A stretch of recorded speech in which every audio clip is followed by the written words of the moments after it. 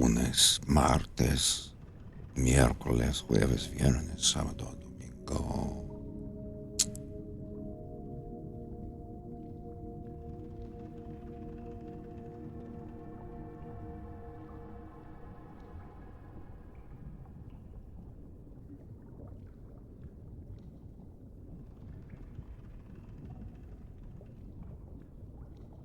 Это уже четверг.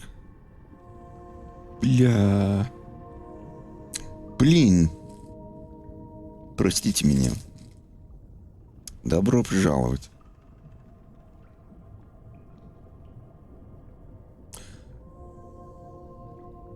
Дайте мне минуту, пожалуйста. Мы скоро будем готовы.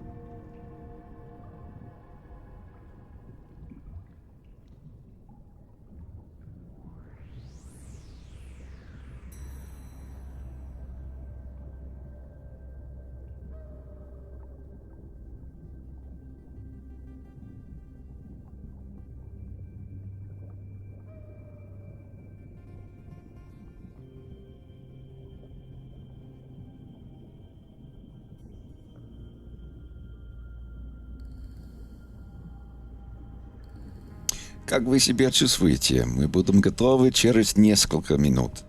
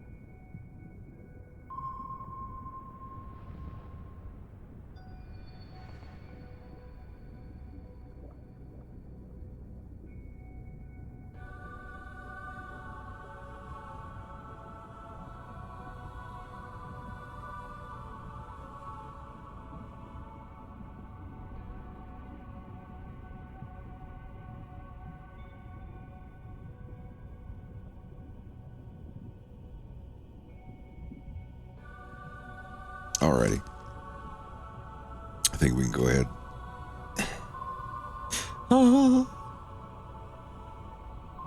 I just popped a whole garbanzo bean. Fuck you mean.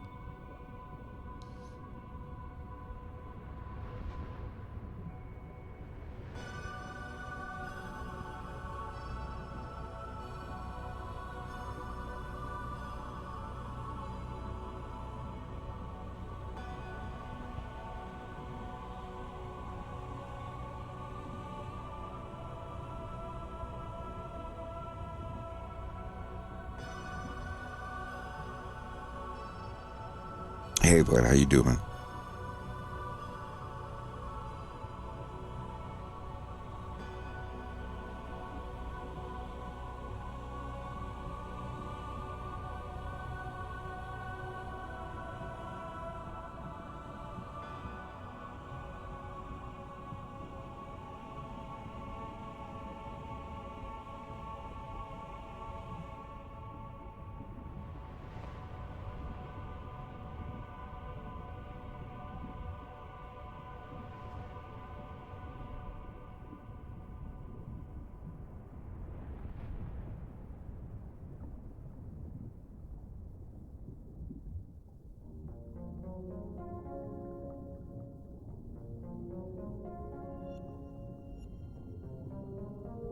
Feliz jueves. С добрым вечером.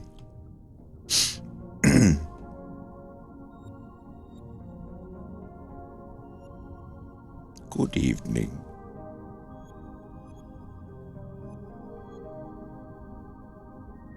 Konbanwa.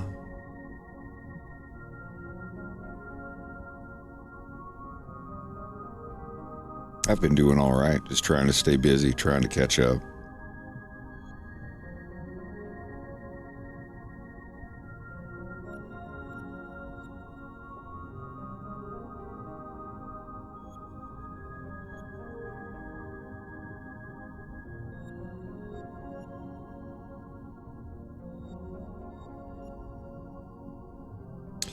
Getting 2 sets of in-betweens ready for DT.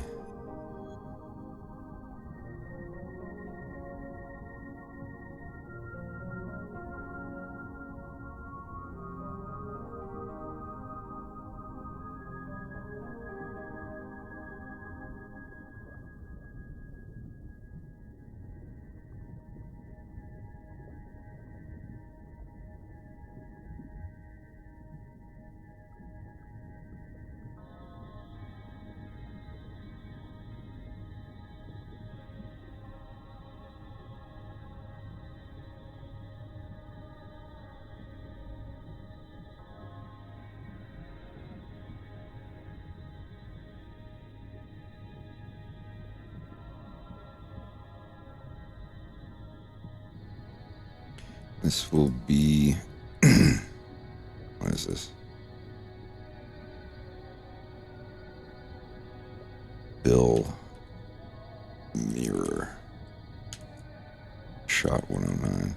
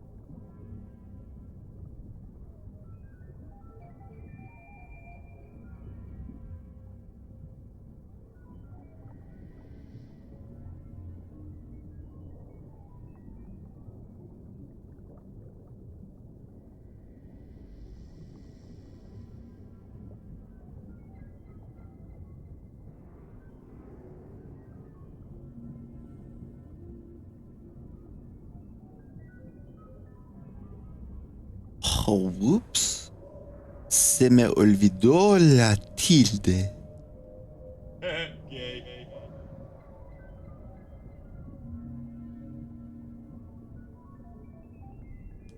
What's that? Oh, that's that button.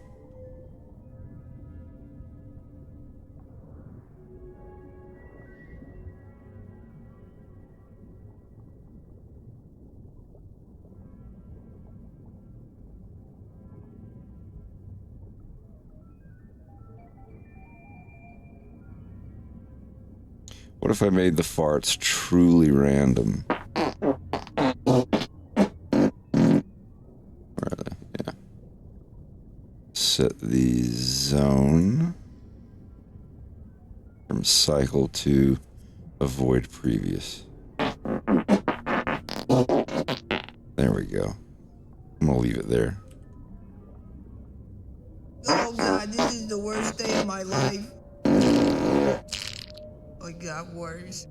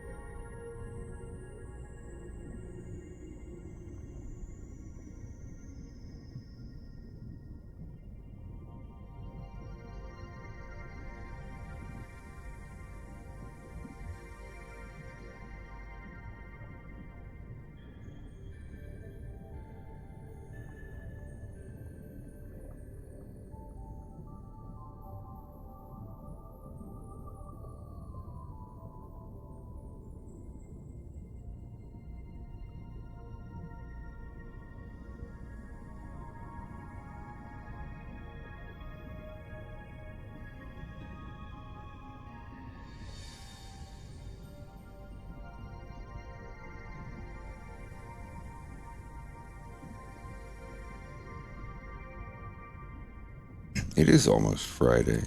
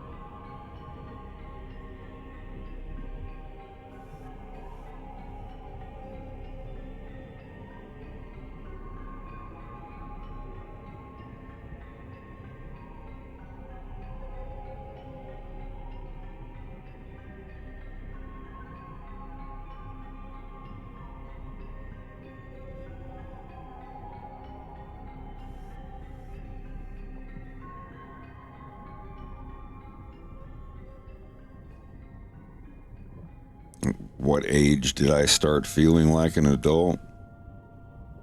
Like a real adult? Probably late 20s. 28, 29, somewhere around there. You know, I was like 24 and 25. I still felt kind of goof off vibes still running through my bones.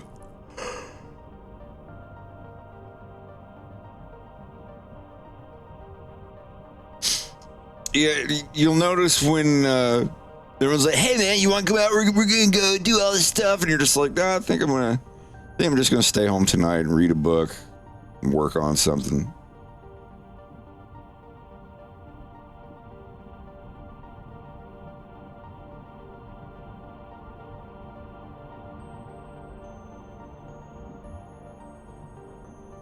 The FOMO thing. I don't know.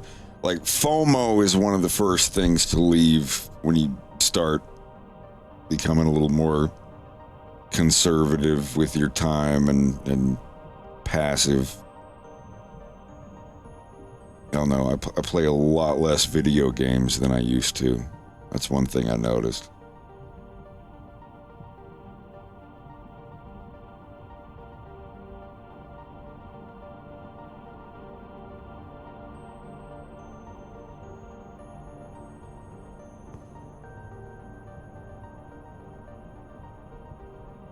So what shot is this? 109.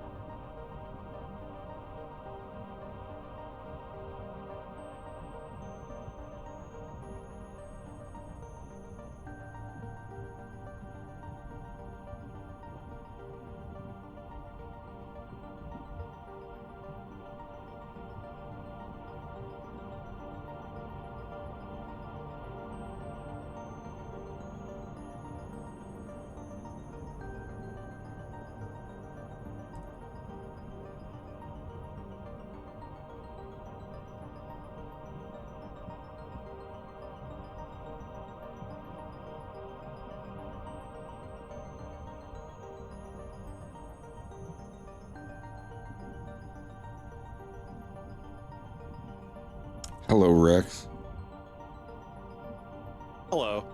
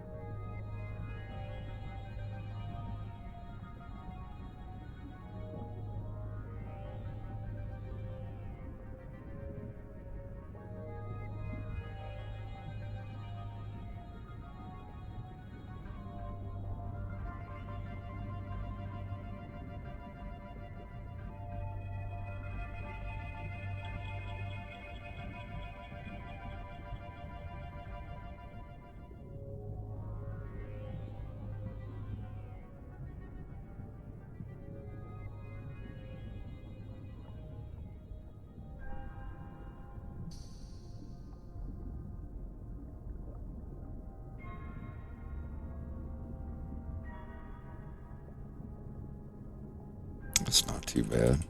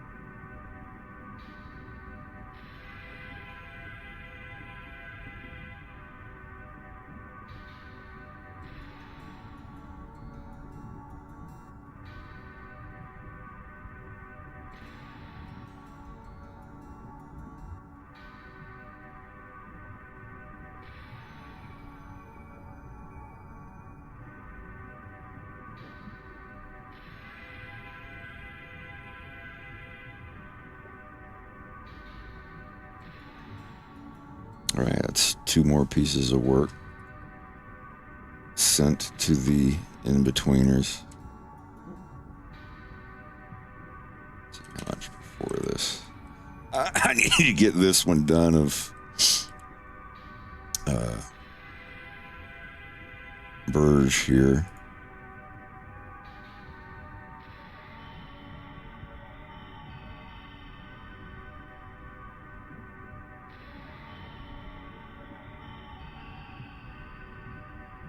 Oh, I did send him 105. Okay. So this is done.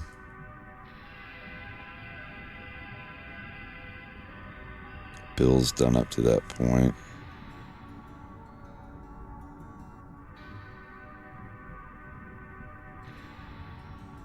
Wait, what about 7?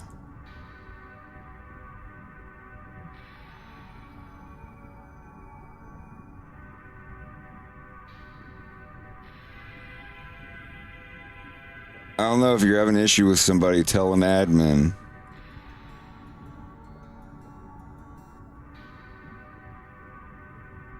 I don't admin the server. If someone's causing trouble, just get a hold of one of the admins and tell them about it.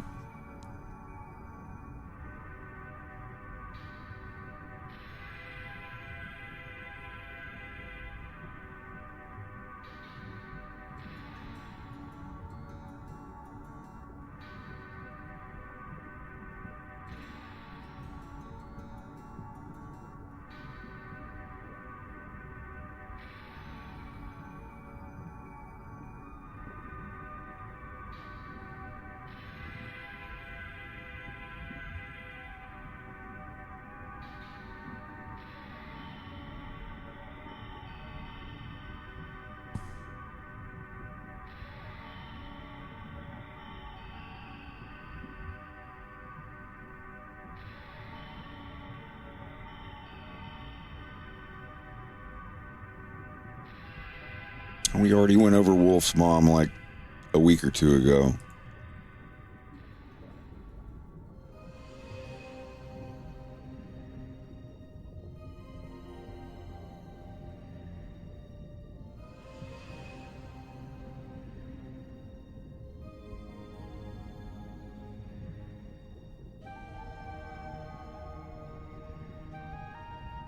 I don't have 107 done, do I?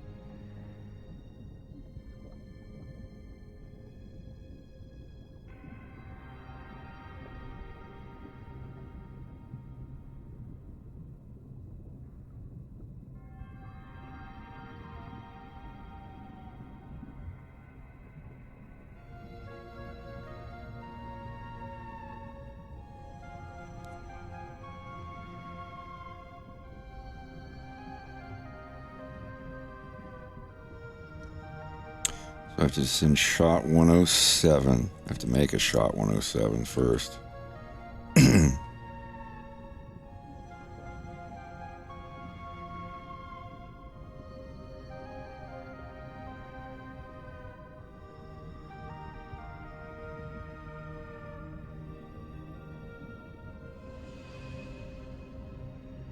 Rex, are you there?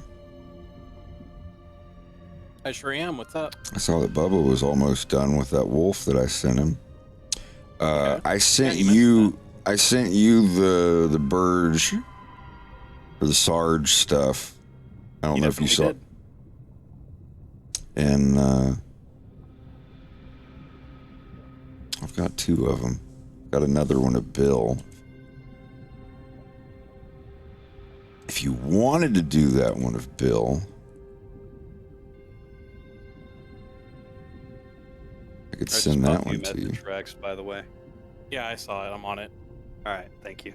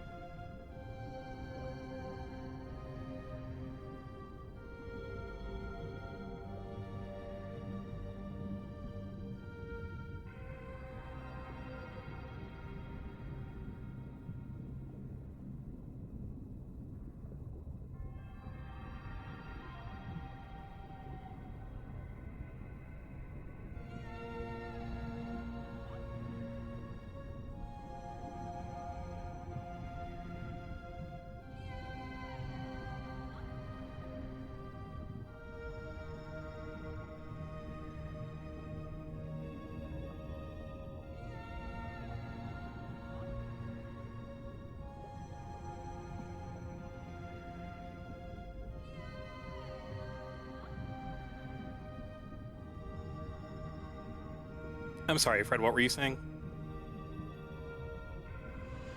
I was just saying I had another shot of Bill, just like an easy. Which one? I'm looking at your stream now. 4 or 5. I was taking care of a thing. Just this one here. These just 5 frames. Oh yeah, that's nothing. I just finished up my personal work today, so I'm going to start the Burge one right now. Well, then, yeah, pass that one on too.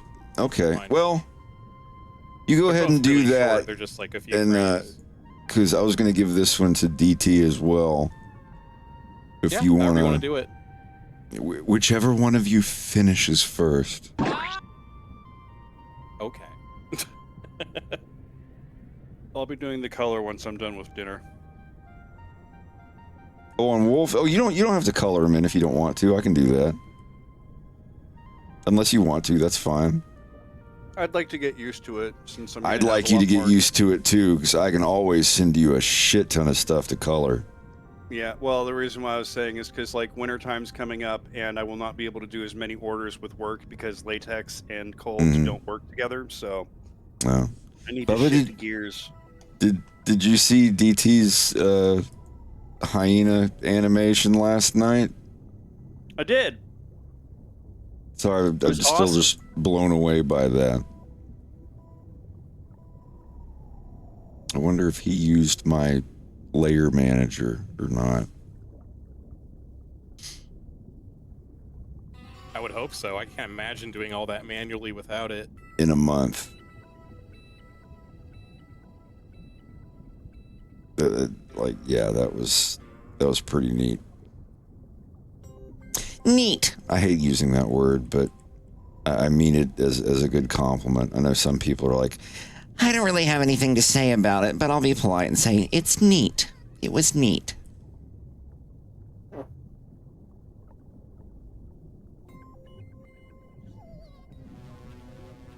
Yeah, I made a video about that. About what? About like someone asks you a question and you tell them, and then they're just like, need. Oh God. Need. Yeah, that triggers me.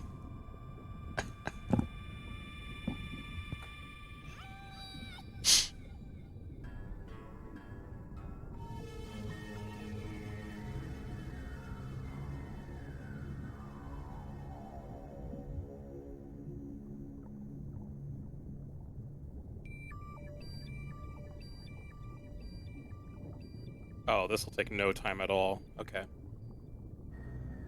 Yeah, it's head practice. I want people to focus more on head practice and face practice, because a lot of the scenes where the characters are just slightly moving, I just like interpolate their body. Yeah. I mean, there will be some heavy movements of him, but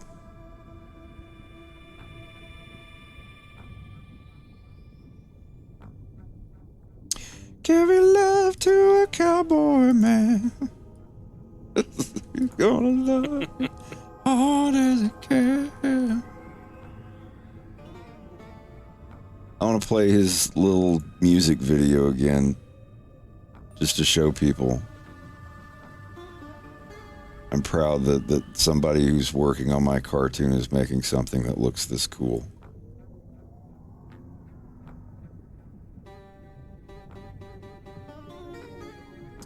Dum dum dum dum dum dum dum dum dum dum dum. Is it gonna? There we go. And he said that he showed it to the band on their Instagram, and they really liked it.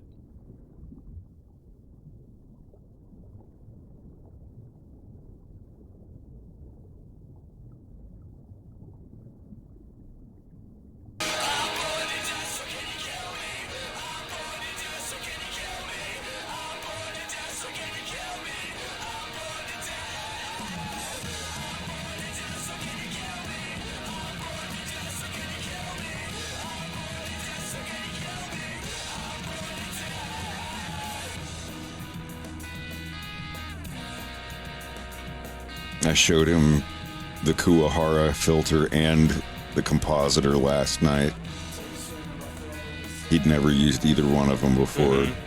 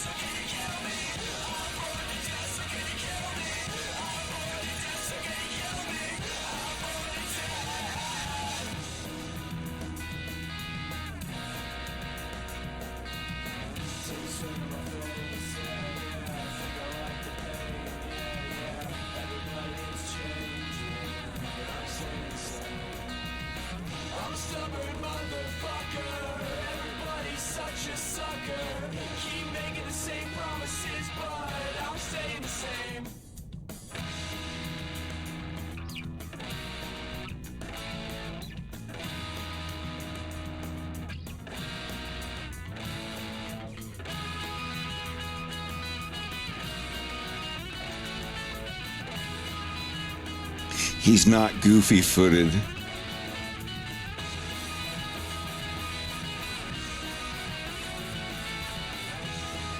There's my yin.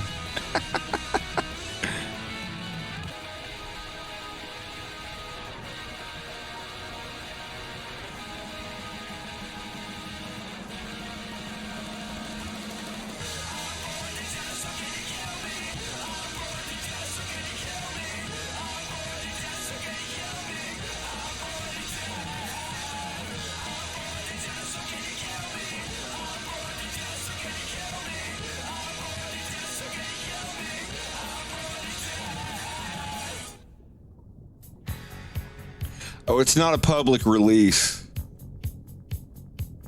But this is. Next time DT pops on, I'll ask him about that. Sorry, I didn't mean to look this.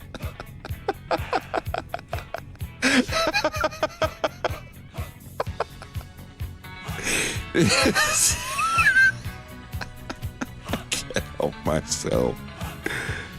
It's the new dog police.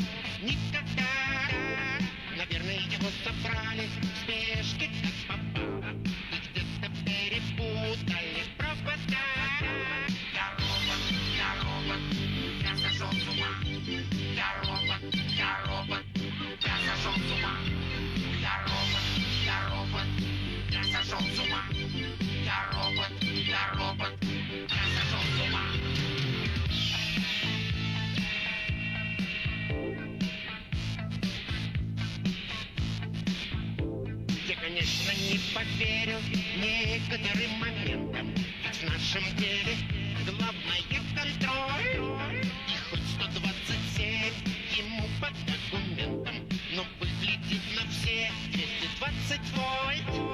Я робот, я сошел с ума. Я робот, я сошел с ума. Я робот, я сошел с ума. Я робот, я сошел с ума.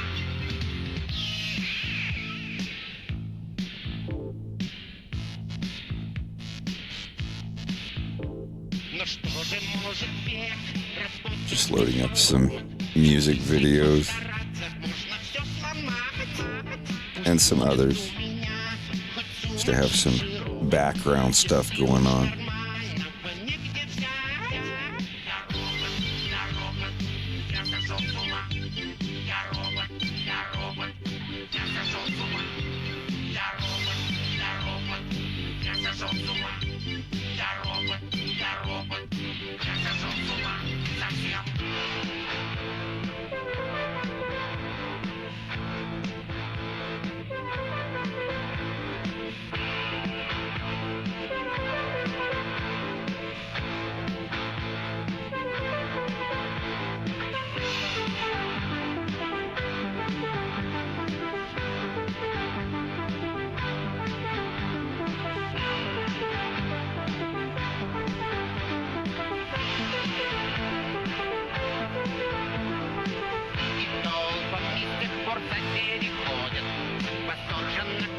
Глядя на него, а я не понимаю, что в нем они находят.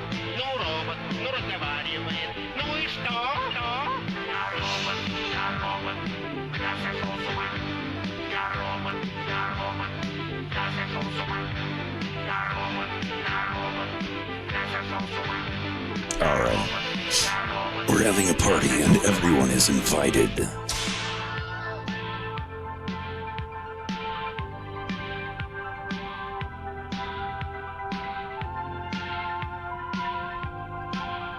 Dip it in.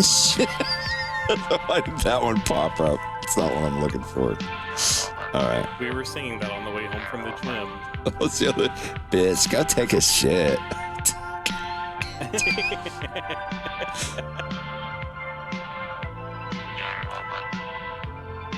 Выключите меня.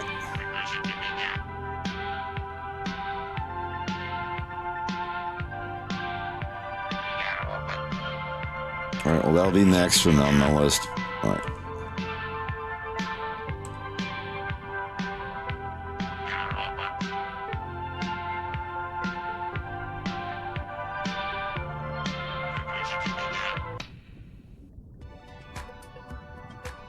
I ate so much fucking shit on the 4th of July. I said I wouldn't, but then I did, and I totally fucked up my diet, and now I'm paying for it by working out in 100 fucking degree weather. I hate my fucking life. I hate myself so much. Why the fuck did I do that?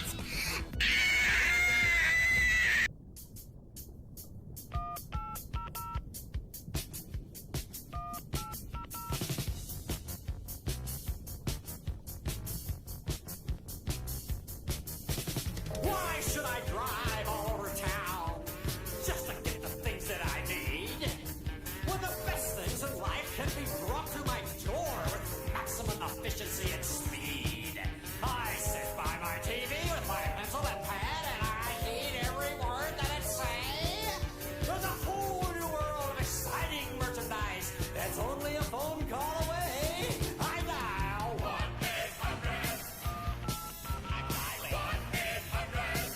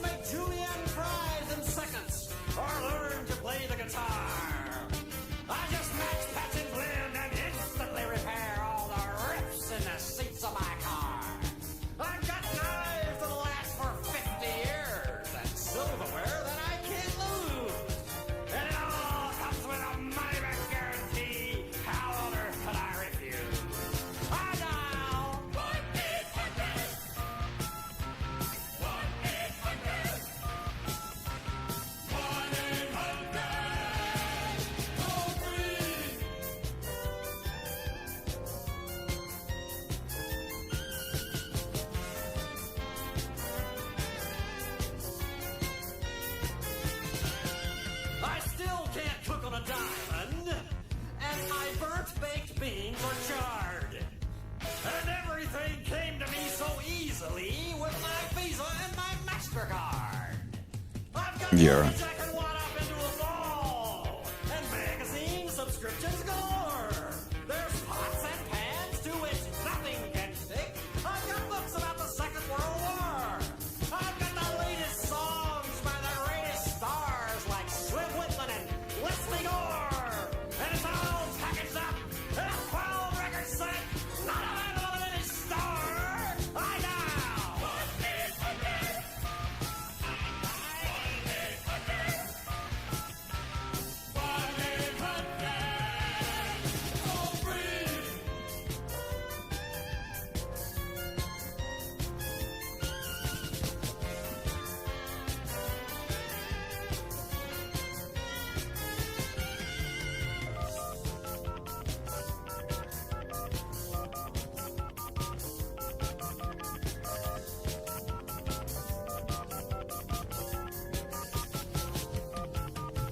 Did you know that Bird and Bach and Brahms wrote many of the hits of today?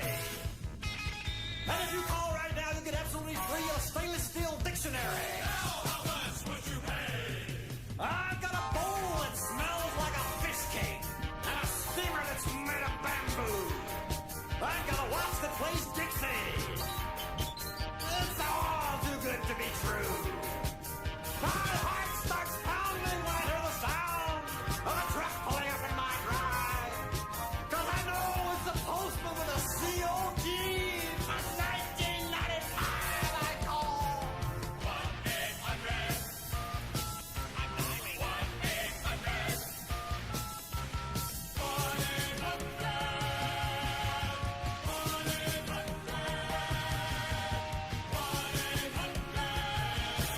It's toll free.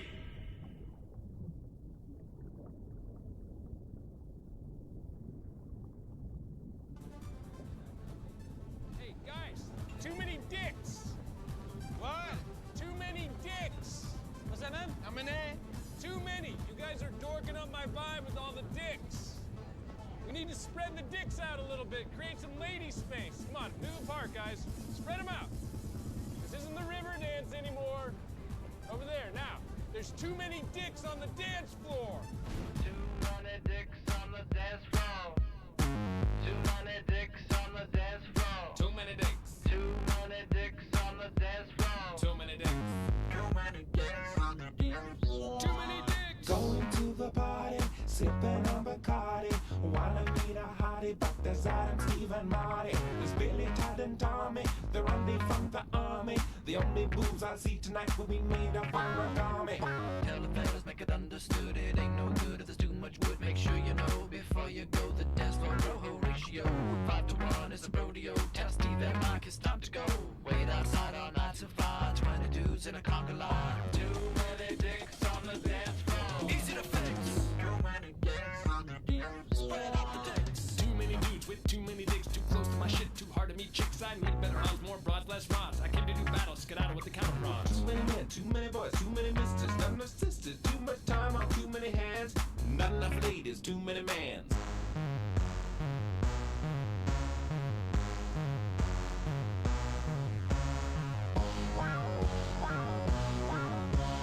Too many dicks, too many dongs, too many schlongs. Now sing this song.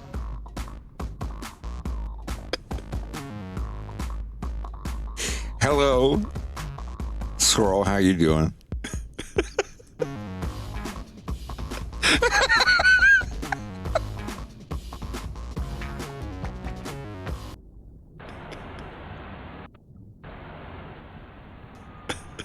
Hello, hello, hello.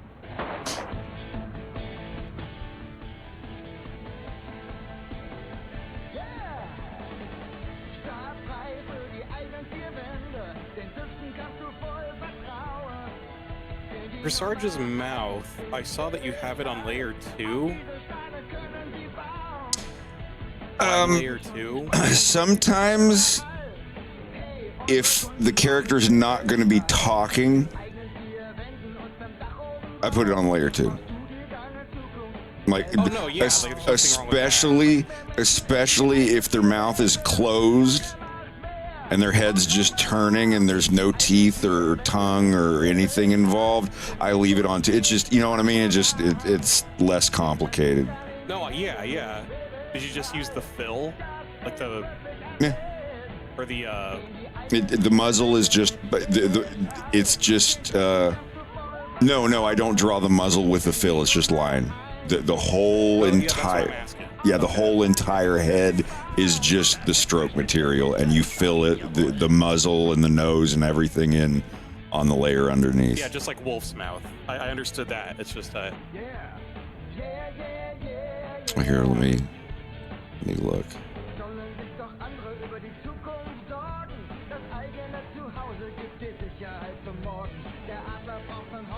Because I forget now that I haven't looked at it.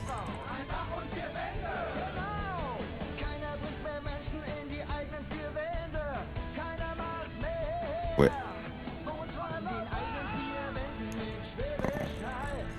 Oh. Wait, what? I didn't say. Fuck. What? I thought I made his heads bigger. Not the one I. Oh. Is his head too small in the one you gave me? I can scale it up.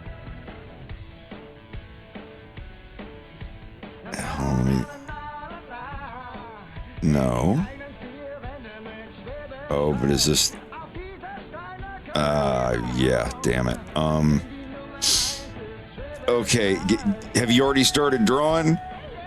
Yeah. Okay, so let me show you what it needs to be. I feel like his head is too small.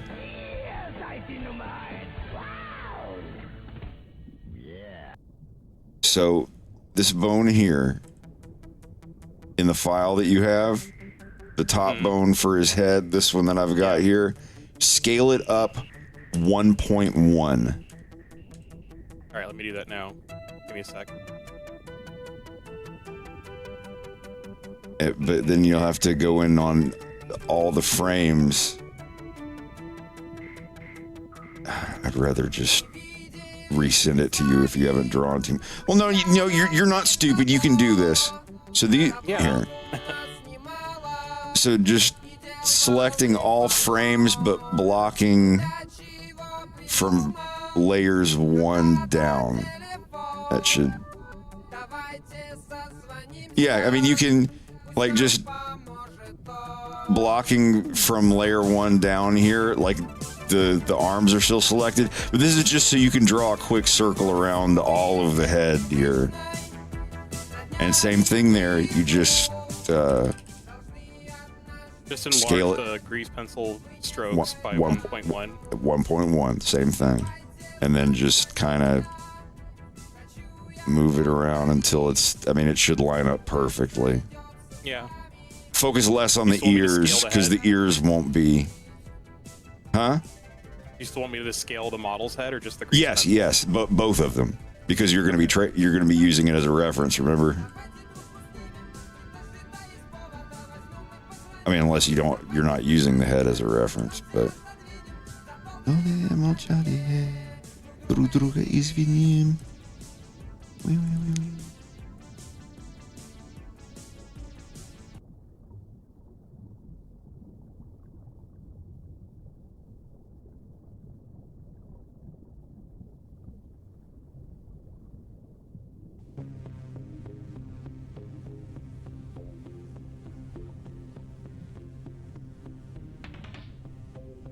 Yeah, and I'm afraid 1.1 is slightly too big, but I think it looks fine. It's got to be on par with Bill's head, because when he gets up close to Bill, his head is a lot smaller than Bill's, but even though they're the same size, which I felt was kind of weird.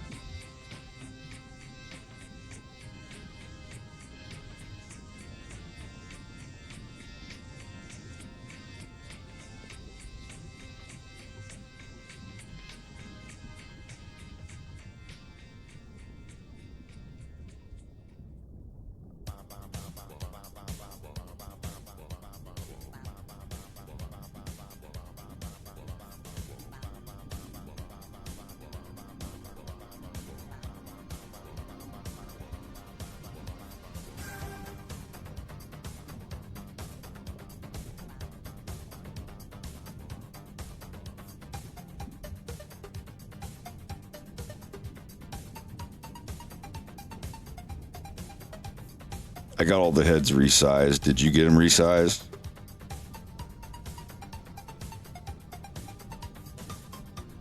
No, not yet. Well, here, let The me reason see. why I brought up the mouth is because I can't select it when I'm on layer 2. Oh wait, no, nope. The muzzle on this one is. Oh fuck yeah, the muzzle on this one is on the muzzle. Do you have the layers faded? Yeah. Yeah, they're on the control 1. You know, the mouth layer, mouth lines. Okay. He does talk on this one. Don't worry about the. That's Don't why worry I was about confused with the mouth. I was like, what's going on here? Yeah, I'm sorry. Okay. It's okay. Okay. Yeah, now they're all scaled. To 1.1 and the top 1.1. neck and the top neck bone. Yeah. Okay.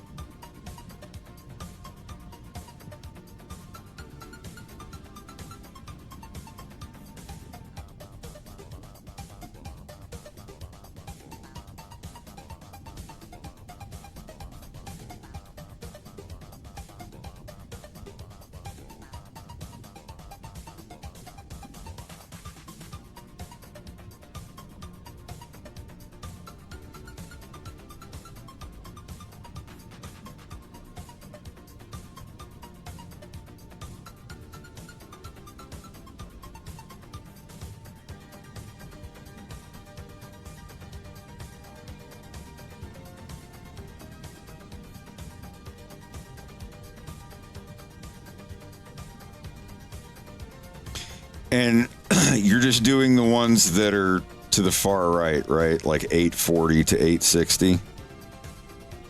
Yeah. Because Ones that work. if you want to, the ones that come before, they're just a mirror, they're a reverse of what those are. I mean, just send them to me. I can do it in like 4 seconds. Welcome, folks, to the fantastic Fast Fun Fat Food Yeah, Program. anyway. Today, in honor of St. Patrick's Day, our 3 famous chefs, Manny, Mo, and Maurice, are each going to prepare for you a fabulous recipe using all natural green food coloring and flavoring. I beg your pardon? First, I would like to introduce Manny, who will prepare his very famous and strangely tasty swamp mist bisque. And here is Mo, who will show you how to prepare his fraptuous Praga Fruflé. Yes, well, and here is Maurice, with as always quickly gobbled up goopy green gourmet specialty, Ribbit Rabbit. All of me, why not take all of me? Have you got everything you need, fella? I have clams, squid, eel, un peu de peanut butter avec mayonnaise. Gotta use a lot of fat. Oh, for sure. Oh, excellent. Hey, like I gotta have 4 ounces of all that natural green food coloring and flavoring.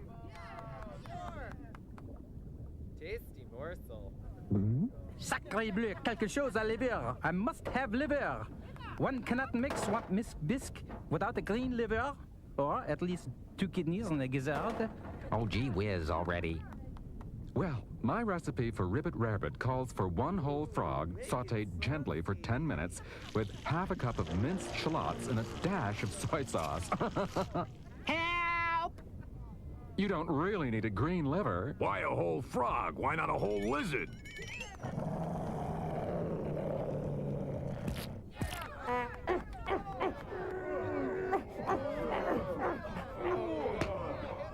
Heavens, Mr. Frogitude, I've made a terrible mistake.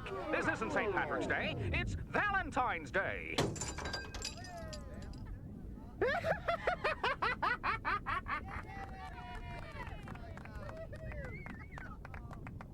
Uh-oh. Polly wants a cracker. Polly does not want to be a cracker.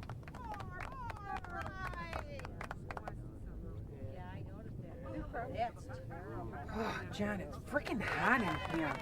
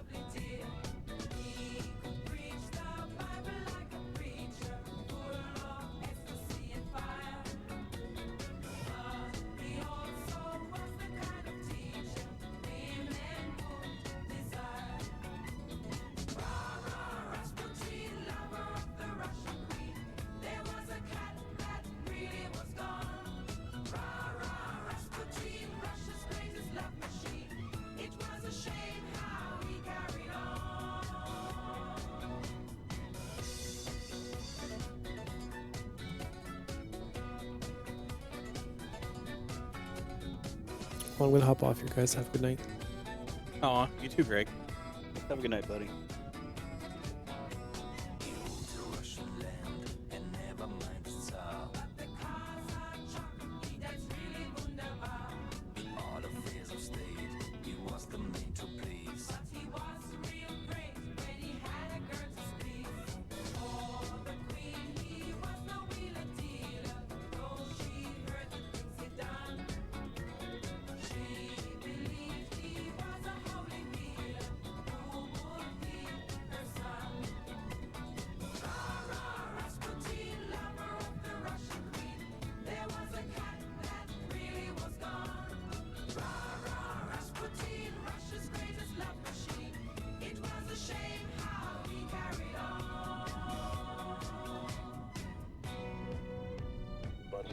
Drinking, lusting, and his hunger for power became known to more and more people, the demands to do something about this outrageous man became louder and louder.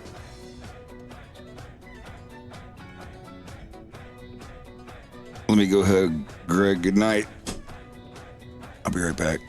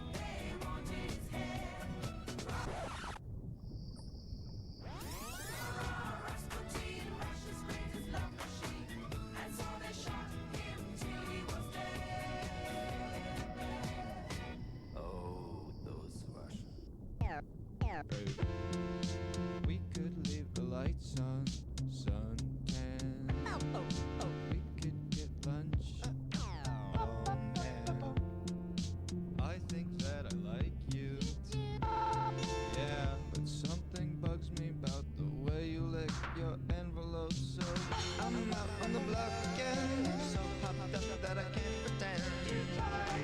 Stay fresh, problem that you can't find. Hands up and feel okay. It's hard to break the day. Stay fresh, problem that you can't find. Yeah.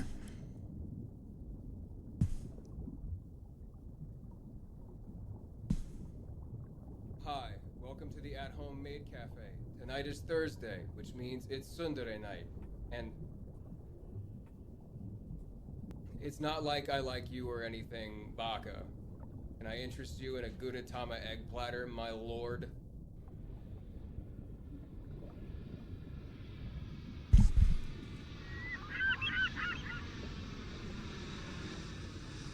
And we flew into San Diego, and I asked my manager. And I asked the manager, could I go home? Because we had an off day. So he said, yeah.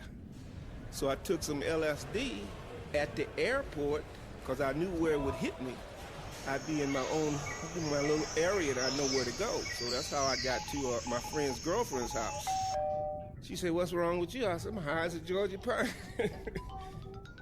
The next day, which I thought was the next day, she told me, you better get up, you gotta go pitch. I said, pitch? I pitch tomorrow. Hell, what are you talking about? Because I had got up in the middle of the morning and took some more acid. She grabbed the paper, brought me the sports page and showed me, boom. I said, oh, wow. What happened to yesterday? She said, I don't know, but you better get to that airport. Shucks. It's all right.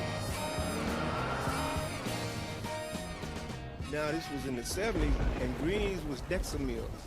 That was the drug of choice back then, was a stimulant. Over 90% of major leagues was using Dexamil when I was playing.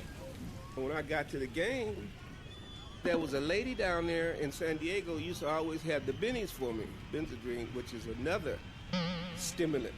I went out to the dugout and reached up because she was standing over the rail. She always stood over the rail and had a pretty little gold pouch. So I got the bennies, went on back in the clubhouse, took them. The game started and the mist started, misty rain. So all during the game was a little mist. The opposing team and my teammates, they knew I was high, but they didn't know what I was high on. They had no idea what LSD was other than what they see on TV with the hippies. I didn't see the hitters. All I could tell was if they was on the right side or the left side. The catcher put tape on his fingers so I could see the signals. We had a rookie on the team at that particular time named Dave Cash, and he kept saying after the first inning, he said, you got a no-no going, a no-hitter. I said, yeah, right. And I looked. Then around the fourth inning, he'd say it again, got a no-no going. I looked, yeah. But I could also feel the pressure from other players wanting to tell him to shut up. It's a superstition thing where you're not supposed to say nothing if somebody's throwing a no-hitter. There were times when the ball was hit back at me, I jumped because I thought it was coming fast, but the ball was coming slow. Third baseman come by and grabbed the ball and threw somebody out. I never caught a ball from the catcher with two hands because I thought that was a big old ball. And then sometimes it looked small. One time I covered first base and I caught the ball and I tagged the base all in one motion. I said, oh, I just made a touchdown.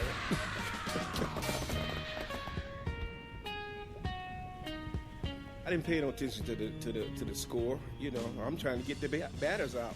And I'm throwing a crazy game. I'm hitting people, walking people, throwing balls in the dirt. They're going everywhere. Now we go for the pièce de résistance. We moved to the bottom of the ninth on a no-hitter, leading 2-0. It was easier to pitch with the LSD because I was so used to medicating myself. That's the way I was dealing with the fear of failure. The fear of losing, the fear of winning. It's just that it was part of the game. You know, you get to the major leagues and you say, I got to stay here. What do I need? Everybody in our bullpen is standing and walking around nervously. They want to run and grab Doc. Now, 2 balls, 2 strikes, and here's the pitch. Strike 3, he got it! They're going after him, he got it! They're mobbing Doc Ellis on a no-hitter.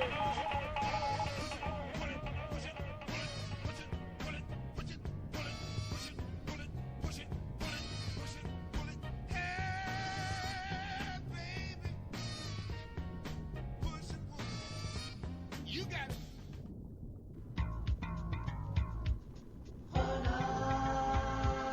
Renard, sacré pan, sacré pouille, coquin, coquin, renard, chenapan, sacré pouille, sacré vaurien. S'il vous parle une main sur le cœur, c'est que l'autre est dans votre poche. Dans une église tout en ferveur, c'est sûr qu'il va voler les cloches. C'est sûr qu'il va voler les cloches. Bonnie menteur, surtout menteur, de couleur feu et d'artifice. Escroc mignon, gentil frimeur, sa vérité c'est la malice. Croiser son regard dans la rue, vos lunettes ont disparu. Vos lunettes ont disparu. Renard, sacré pan, sacré pouille, coquin, coquin, renard, chenapan, sacré pouille, sacré vaurien.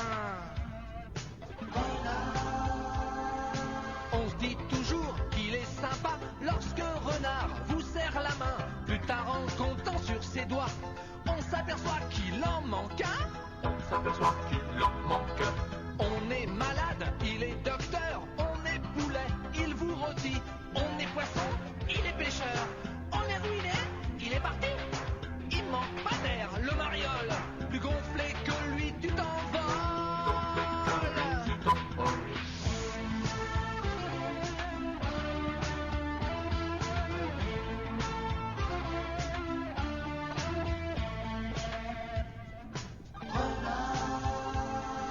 C'est lui, le roi de l'entourloupe, de l'esbrouffe et de l'escampette. S'il consent à servir la soupe, c'est qu'il a volé les assiettes. On est fauché, il vous moissonne, on vous pirate, il n'a qu'un œil. On vous escroque, il vous mâchonne, mais le bouquet, c'est qu'il vous cueille. S'il salue bien bas en courbette, sur qu'il a piqué vos chaussettes. Sur qu'il a piqué vos chaussettes. Renard, sacré pan, sacré pouille, coquin, coquin, renard, chenapan, sacré pouille, sacré vaurien. Piquant de loin, rusé de près, s'il est renard, désargenté, pour la débrouille, il s'y connaît, finofilou, fripon futé. Finofilou, fripon futé. Il a plus d'un tour dans son sac, surtout dans le sac des voisins, genre de loustique qui a pas le trac, si sûr de lui qu'il doute de rien. La vie roule bien pour cette canaille, toujours bon train, il vole les rails. Oh, renard, sacré pan, sacré pouille, coquin, coquin, renard, chenapan, sacré pouille, sacré vaurien.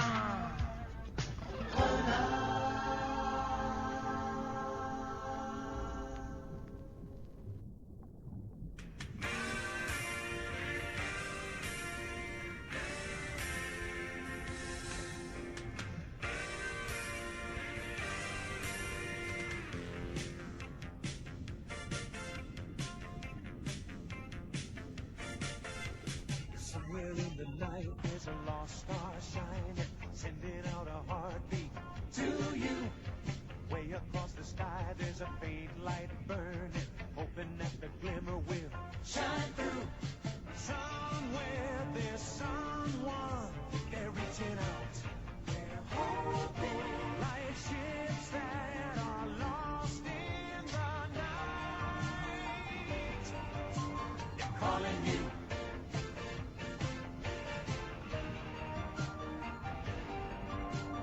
Calling you, calling you.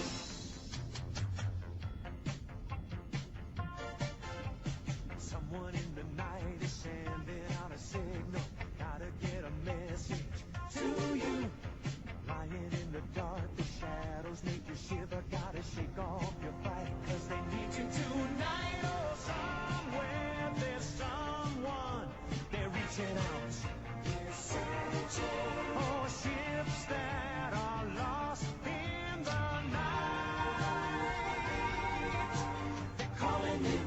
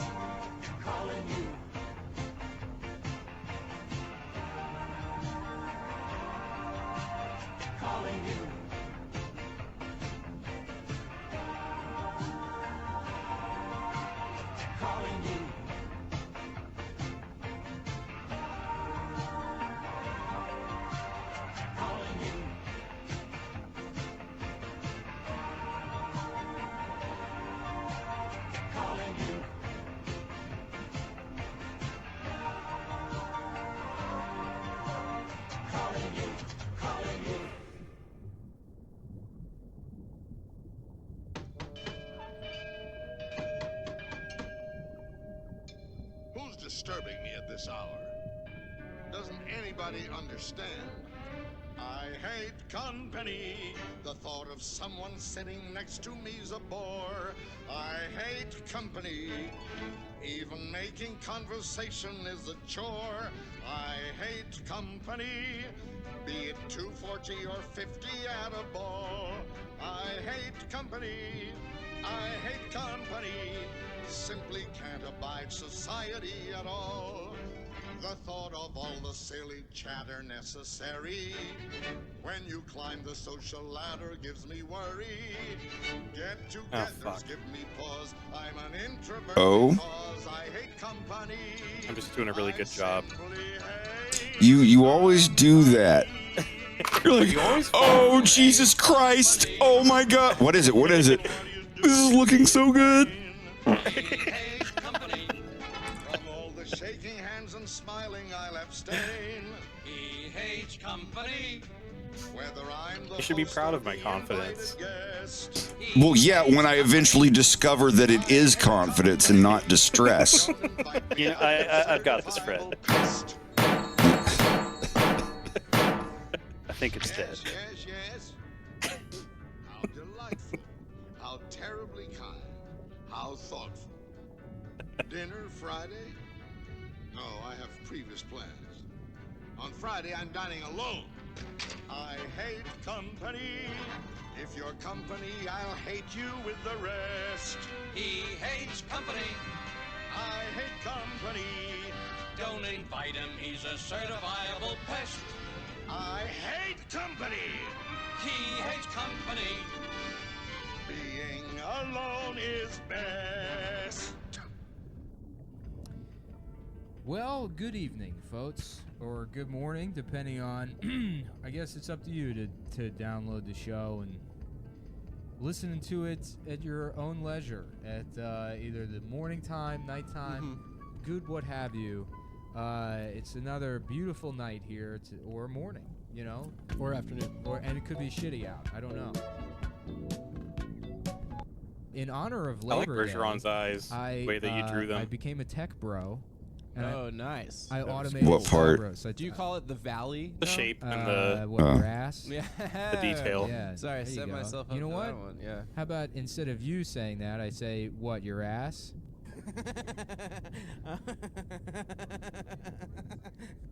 Woo! See? Yeah. I mean, now it's Stav like robot. Stav's back. What I did was You made an entire. You programmed an entire iPod app. iPad app. I literally taught myself how to write iPad software to replace Stavros. Nice, dude. Thank you. You know, and I thought it would be a lot harder than it was, but it was actually pretty easy. Interesting. Yeah, I know.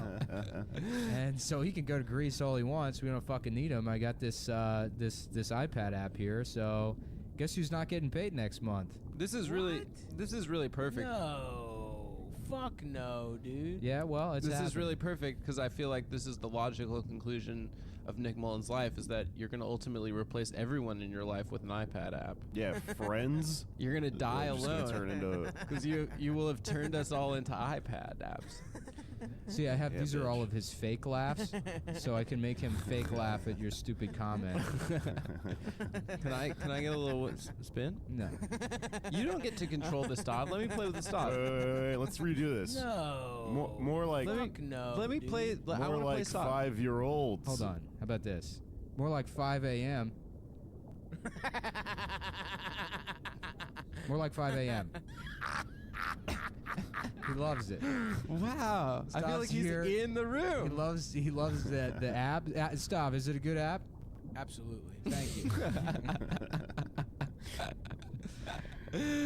Oh my God. Yeah. What do you do for fun, Jake? We argue with people on Facebook. Drink. Whatever, man. This shit's boring. Who cares? Yeah. I agree, Stav. Yeah. Damn. Yeah, you got owned there, man. Pretty bad. Nice, dude. Nice. A cupcake and a candy bar. Sorry, I was just thinking about a how's the surgeon food doing been the in same Greece? What have thing you that I been did. eating? Fava beans. You've been eating fava beans? Hell yeah, dude. Like how they have to keep you Wow, it's awake like during he's really brain here. I've surgery. missed him so much. Yeah, what else I'd have be you a been terrible eating, brain Stav? surgeon. 40 Jimmy Dean. Yeah, saying something like that might get them to move, which is the last thing you want them to do. Oh Wow, shit, that's shit, 40 shit, Jimmy shit, Dean shit. breakfast sandwiches, God, that was huh? a beautiful stitch. Look at that. That sounds pretty good. What, like, how do you cook those? Oh, that's I would have a interesting. fucking heart attack and You're probably die. gonna, like, die early from just putting those breakfast sandwiches directly in the peanut oil. Interesting. Yeah. It is interesting. It's a good It point is. you bring up. Yeah. But I mean, you probably don't want to die. Right? So you should, like, you know, maybe make healthier choices, you know? So, like, for example, tomorrow you could eat... Fried spam. No. That's probably not, you know, something good. Maybe something a little healthier. Lentils and fucking rice and shit. Yeah. Yeah, that's No. Fuck no, dude. Oh, okay. All right, well... Well, we tried. Yeah, we tried. So what are you going to eat tomorrow, Stav? Quadruple deck fucking burgers. You fat fuck, stop. That's so funny. There he is. There's the Oh boy. God, that's the good old stop cackle. Woo, woo, woo, woo, woo, woo. Hell yeah, dude. No, I don't like I put that that one in Oh, there. that's a sex one. Yeah, he doesn't do that often, but I felt like it was worth it to have the... No.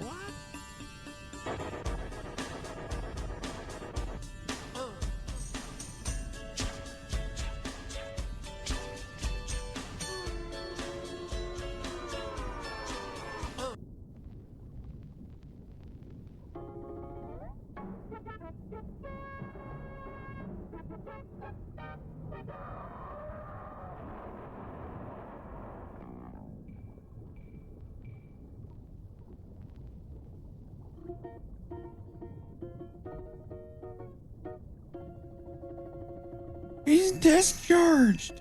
Why? How was he even here? That looks better. I don't know if you've seen the update of... I added some frames. Oh, I'll take a look. He's discharged. Why? How was he even here? As long as going, sir, I wouldn't live for first place. He was discharged. Why? How was he even here?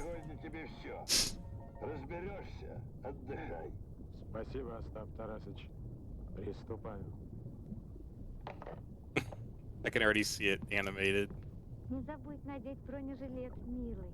Не волнуйся, родная. Уже.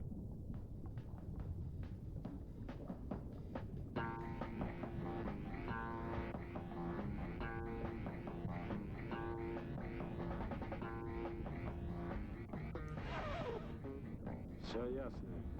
Героин, марихуана, крэк. Послушай, Свистунов, я тебя предупреждал или что? А ну, вали отсюда, начальник, пока по-хорошему. И не ломай кайф в натуре.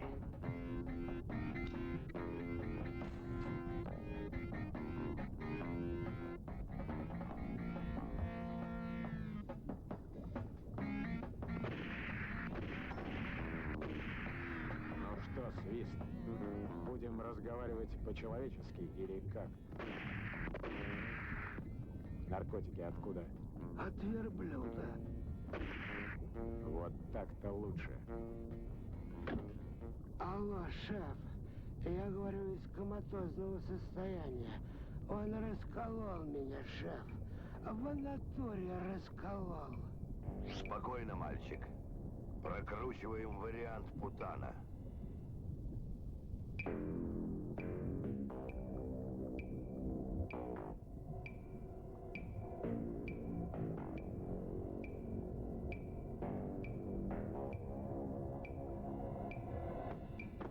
Ой, я, кажется, подвернула ногу. Мужчина, помогите мне подняться в номер.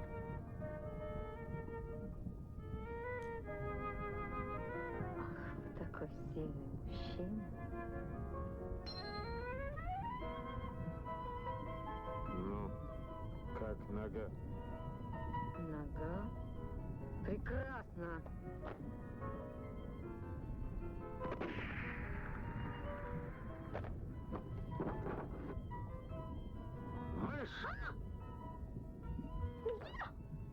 Руки вверх.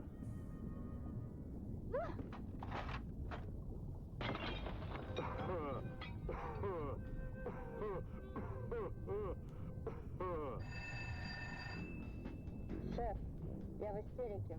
Полный провал. Спокойно, девочка. У нас еще есть в запасе вариант «Дантист». А пока направляю к объекту своих ниндзя.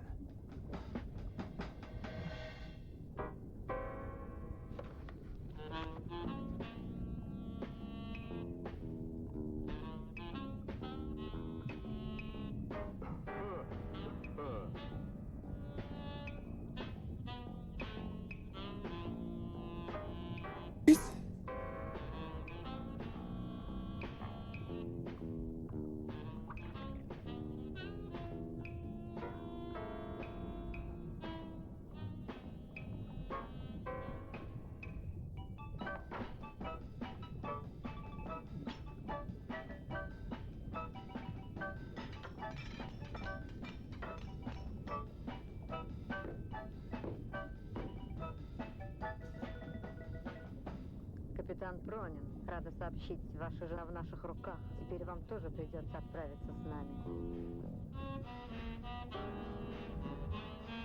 Моя фамилия. Милиционера Ухшипка Больнтереса.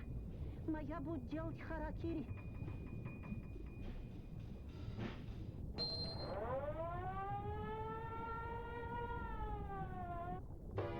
Good afternoon, everybody. Hello, hello. How's it going? It's going alright. Had a decently. What up, DT? Had a decently relaxing day. I invited both my brother and my roommate to some Colberts today, so I had burgers. So, Nice. Yeah. Моя фамилия Мышьякович. I just finished the one commission for today, and tomorrow I will finish all my queue, and it's gonna be the last commission work I do for a while, because I'm just Right on. focusing on my comic from starting tomorrow, so I'm excited. Hell yeah, dude.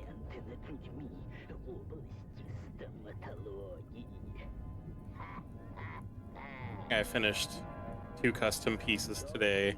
The only 2 that I was opening up for.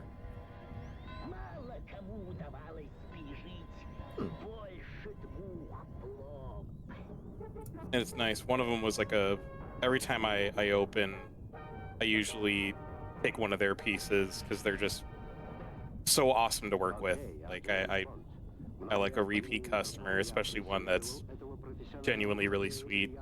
Yeah, you always have those, like, like those customers that always come back, and it's so easy to make work for them because you already know what they like and you already know how they're like. It's like, oh yeah, I already know how you Hell like yeah. things, so I can just cater to that a little bit. Yeah. It's one of the reasons why I kind of dislike how Twitter doesn't let you see other people's likes anymore. Because whenever somebody would ask me for something, I would literally just go through their likes and see the kind of stuff that they like. And it's like, oh, now I know how to cater to your needs now because I know what you like. Yeah. Do a little bit of research. But yeah. Twitter kind of sucks anyway. I'm trying to use social media less and less now. Yeah. Blue sky, just saying. I got a blue sky. The blue sky is nice. It feels like really what like Twitter it. was. Yeah. Как хорошо, что ты надел бронежилет.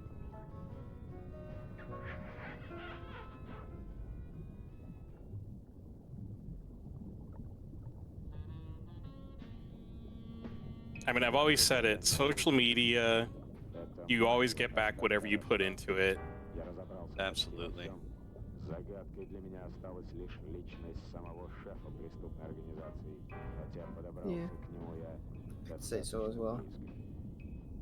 Ты даже не подозреваешь, Пронин,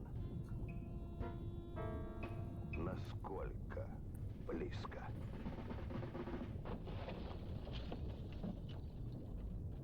Дедушка, ты... Вот дивись, внучок, шпиона поймал. Дедушка, это не шпион. Это наш товарищ и коллега из Англии. Тогда извиняйте, мистер. Дружба. Френдшип. Ферштейн? Я понимаю, сэр, как трудно порой ломать стереотипы. Если бы не вы, Джеймс, меня бы сегодня изувечили. А если бы не ты, дедушка, меня бы... А если б не я, тебя б на свете не было.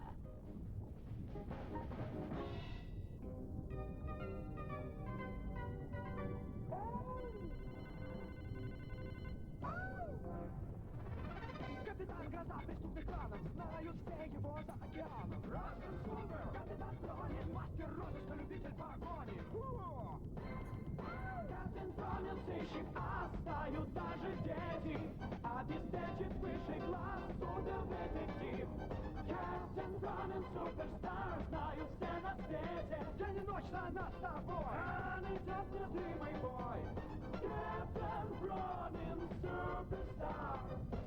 Someday when I'm big, I'm run away. Captain Ronin, superstar. When did it pay you in the day when it came away? Stop!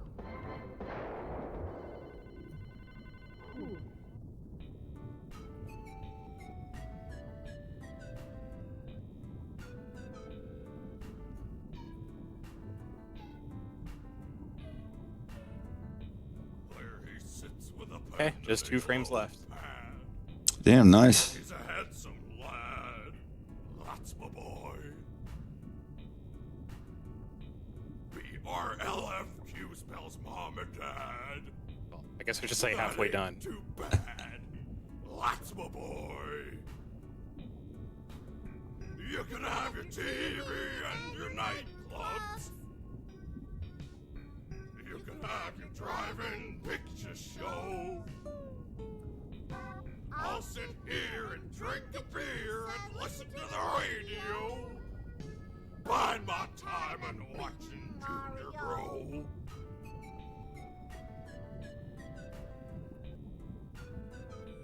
Making castles out of building blocks and a cardboard box. That's my dad. Mickey Mouse says it's 13 o'clock. Well, that's quite a shock. That's my dad. In 4 short years, I've gone from rags to riches. What I did before that, I don't know. So let it rain on my window pane. I got my own rainbow. I'm just sitting here watching Bowser Jr. grow.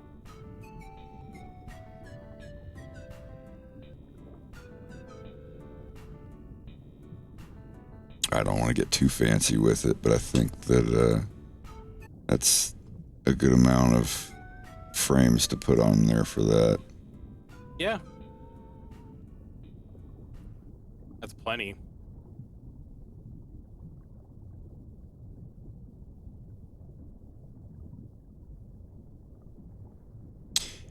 He's discharged. Why?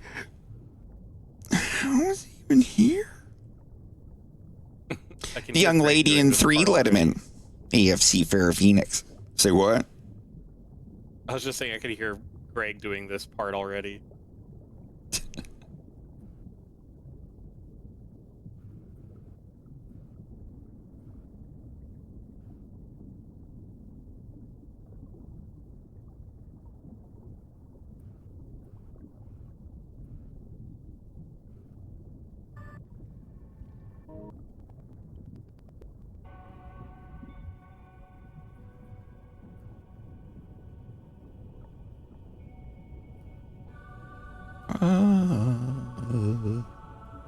Where is my audio widget? I don't know why my audio widget is behind that. Hang tight.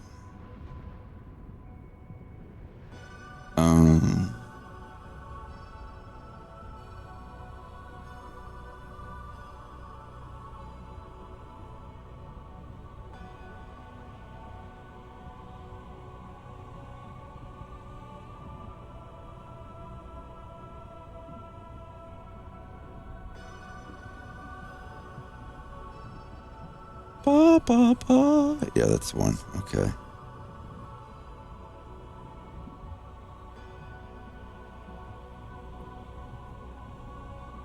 Move the voices over there.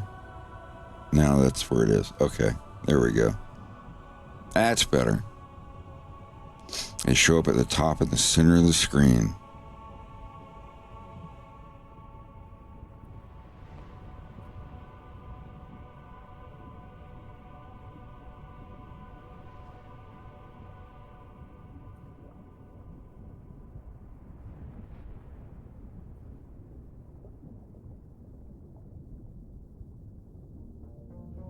Are you at liberty to say what kind of commissions you do, DT?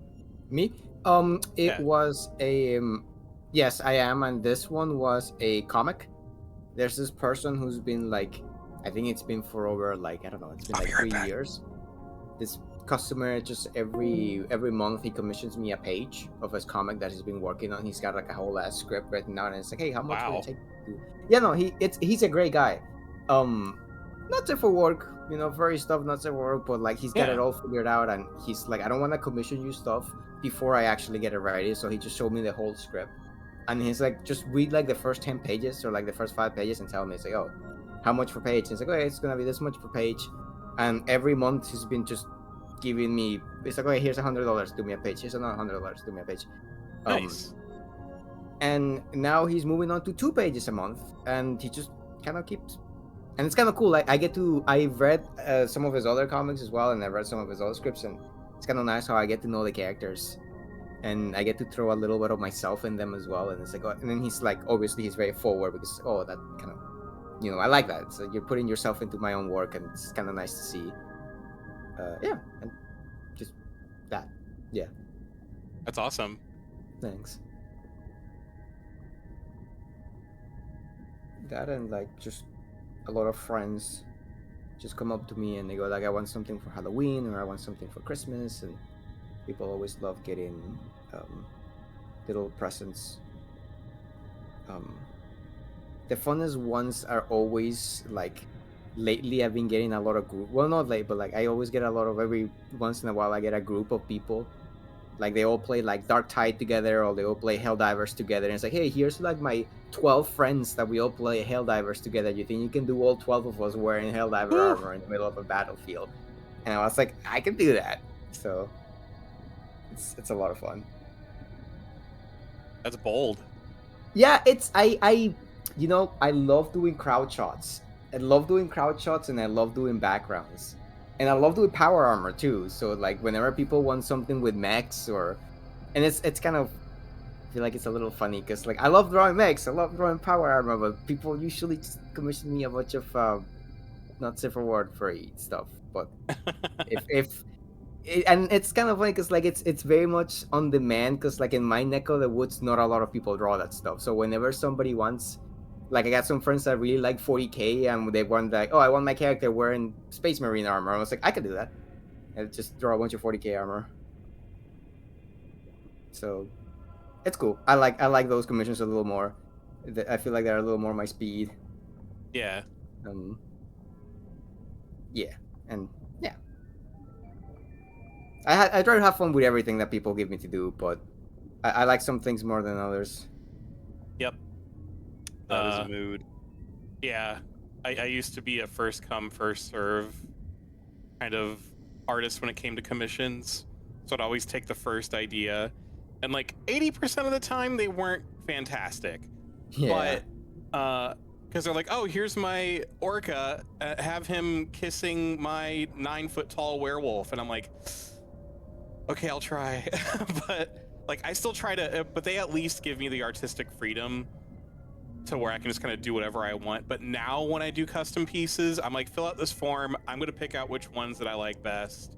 Like what, like which one will seem like, which one appeals to me the most, I should say, really is what it is. But it's an interesting way to go about it. Yeah. I usually what I do is that I give the whenever they give me what they tell me what they want, and I draw them 3 thumbnails really quick, just really sketchy, really quick thumbnails, And for those three, I tell them like, oh, pick one. You know, and then they pick whichever one they like the most, and then I just go from there. Yeah. I find I enjoy it more if I just put it out there. It's like, I will draw your character the way I want to. But if you have a suggestion, I'll keep it in mind, but I am going to draw it the way I want to. The goal is you're buying my art of your character for you. Yeah. So it should be my art. If you want something a little more detailed or exact to an idea, definitely find somebody else. But I'm definitely going to make you a better piece if it's something that I want to be making, basically. I think that's really important. It's like I have to really want to make it. And if I like your suggestion, damn well be sure that it will be a part of what I'm going to make. But I really want to make my art for somebody. I think if I open up, my requirements are going to sound a little racist. But just power through it then. But or race exclusionary. Wow, that sounds even worse. But I was thinking of opening up for commissions, but only for hyena characters.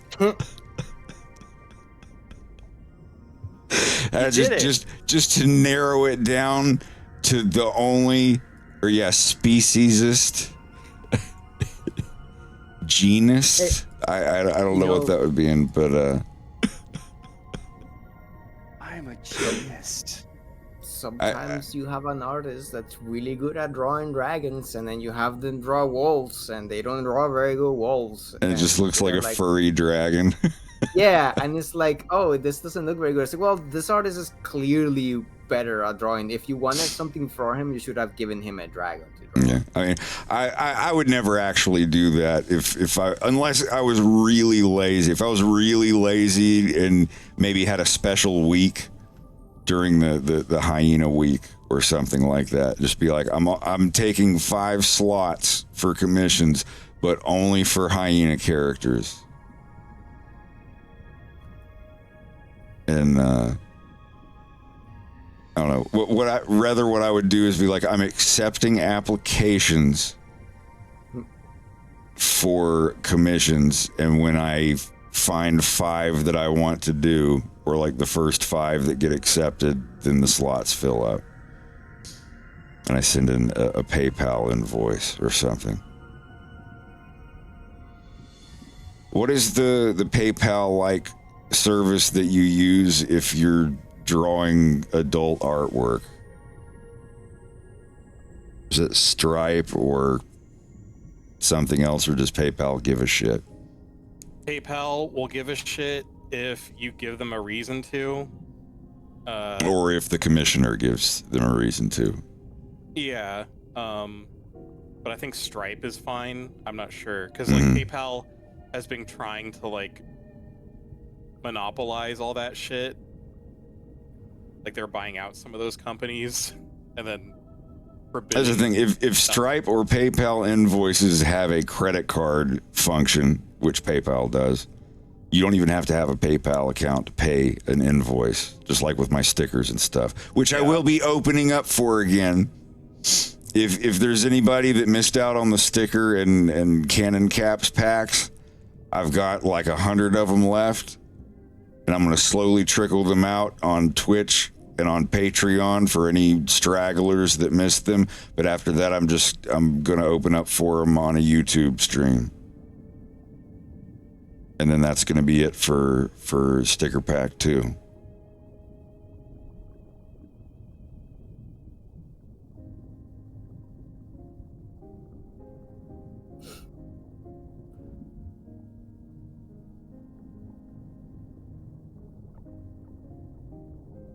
Yeah, Coffee doesn't support it either, or Ko-fi. Coffee's owned by PayPal.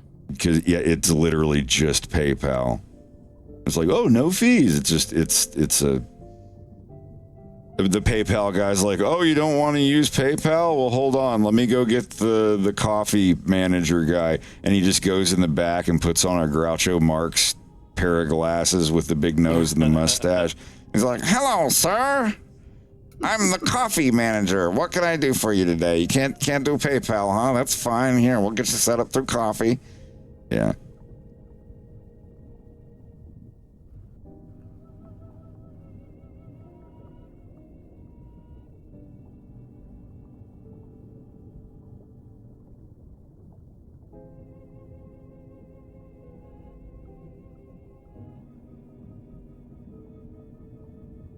What are you up to, Joe?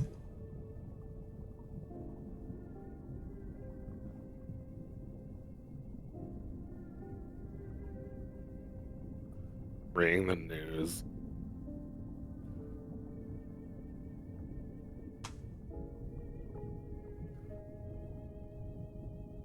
Oh, wow. Sid has a point. What? We'll show on stream.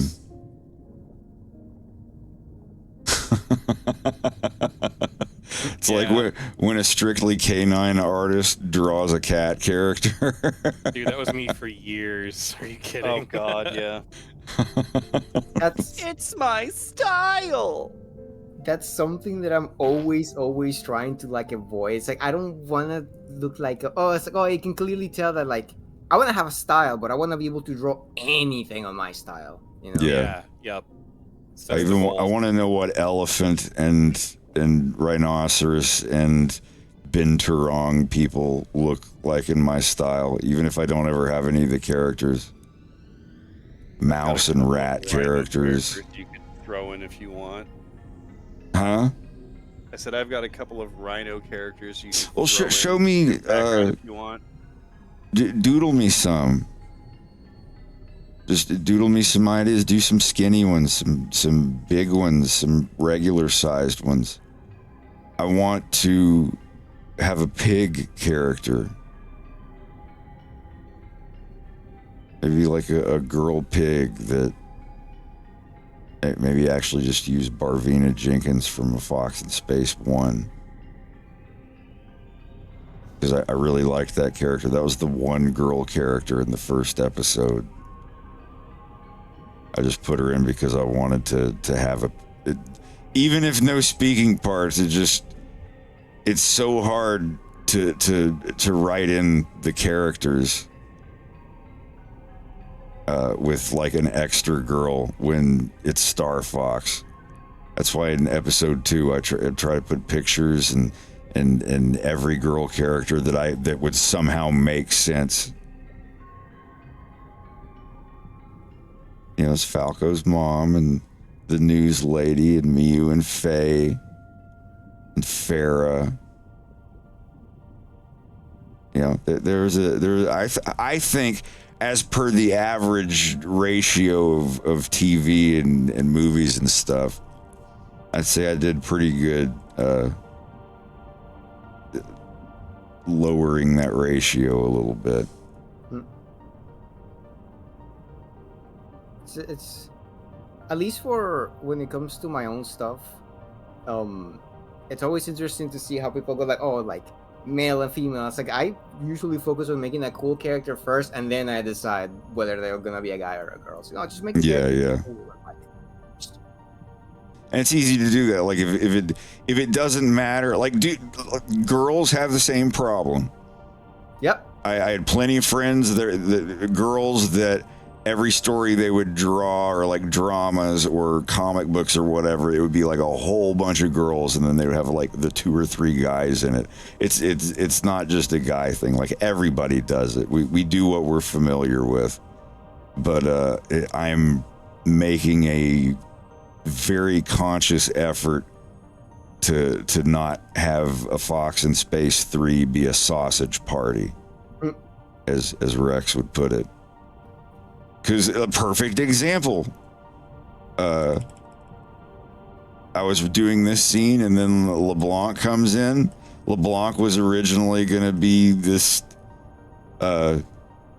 same species, but a little more like muscly, big hound dog dude. And as I was like starting to figure out his shape and everything, Rex was like, Fred, I just want to suggest that you maybe add some girl characters. Don't let your thing become a sausage party. And then he told me about his friend when he was doing a comic, and his friend passed it along to him, and he passed it along to me. And yeah, it's Yeah. This is supposed to be a space drama, not The Expendables or something. A buddy of mine, I was like, because he's also a professional comic artist, and I'd be like sending him my pages for a while, like for feedback. And after a bit, he was like, "Man, there is a sausage fest here." And I'm like, "What do you mean?" He's like, "You don't have any women in your comic." And it was mostly because I've been a not safe for work artist for so long. Yeah. Like, I'm just like, oh, I'm just adding more dudes. But I was like, you know what? You're fucking right. And I wrote in a bunch of awesome lady characters and a few even non-binary ones into Louis, and they look great. I think they're written very well, and it's just what it needed. It was really refreshing. I'm not gonna put. I'm not gonna try to force extra stuff like that into a Fox in Space too much, but the violence with more of my characters in the violence, I'll have a lot more freedom to do things like that. Yeah. The thing is like I made a lot of like androgynous characters. Really, they're never really gonna say what they are. That's not my business. Like if they want to talk about that, they can. But yeah, I have people ask me like, which characters in your show are gay, and I'm like, well, Andros, but other than that, I don't really feel comfortable outing anyone. Like, fair enough.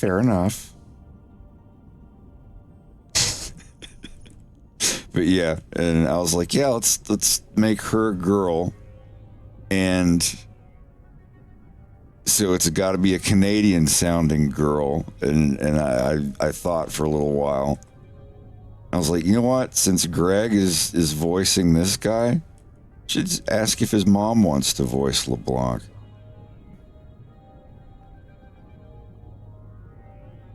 it's so perfect because she really does have like a very sweet, motherly, Yeah, delicate y'all voice. are gonna love her voice. I mean, Kim, not. I was just say Greg's mom. Let's just put Greg's mom in the credits. In the credits. LeBlanc, Greg's mom. That would be so cool. Where she could show that around to her friends. Except this is the first scene I'm gonna upload for Fox in Space 3. Like I'm not gonna do all of it, but I want to upload a little piece just to show people. So I'm gonna spend a lot of time adding more stuff to this.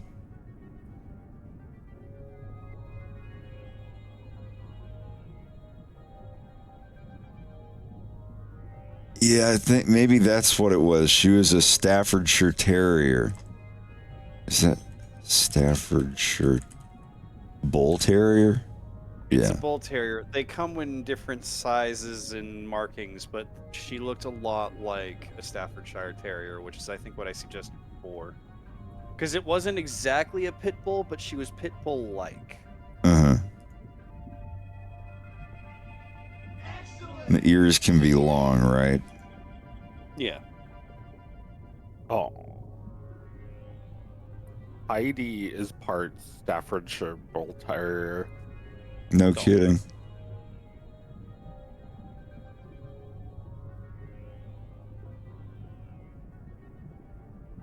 Yeah, she looks like a Jack Russell, but a little bit beefier. I think that's from the Bull Terrier. Thank you, Gablester. 1612.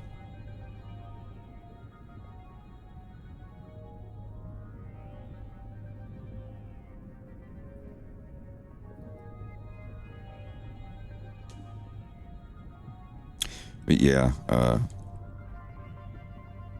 I'm gonna see if I can get Tina Fremel to voice I might just get her to actually voice a comedian, because like one of the arcs is about James and his whole like IT clan of drugged nerd people in their work prison thing, and then the other one is Frank and his tragedy. I hope you do. I love Tina Frimmel. If she's up for it, I'll pay her some money for her time. Oh, I'm sure she. Comedians are always on the road doing tours so they can make money. So if I can give them money to I could even like drive to where they could meet up with me, whatever city they're in or whatever. She's from Vermont, so she's somewhere. That's cool. Our neighbor. I just don't remember where exactly, but I think she lives in New York now. Yeah, we're gonna have to do that soon, I guess, if you're gonna be out truck driving. I mean, if you're gonna do that real soon, we can figure something else out. But all of the lines are written out and they're ready to go. So mainly, Zio, you and Matt Delano need to agree on a date, and then we'll run that by Greg, and Greg can run that by his mom. I can go any day of the week, anytime, anywhere. It doesn't matter. Like, I'm open, and Greg is open.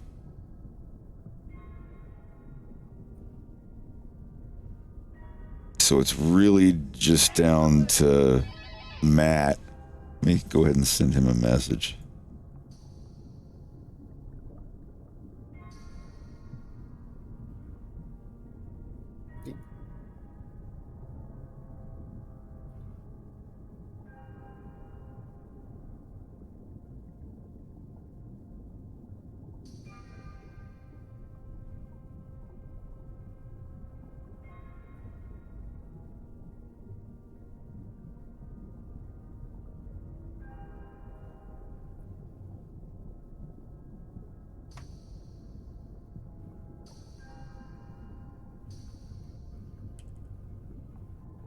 Okay, just one frame left.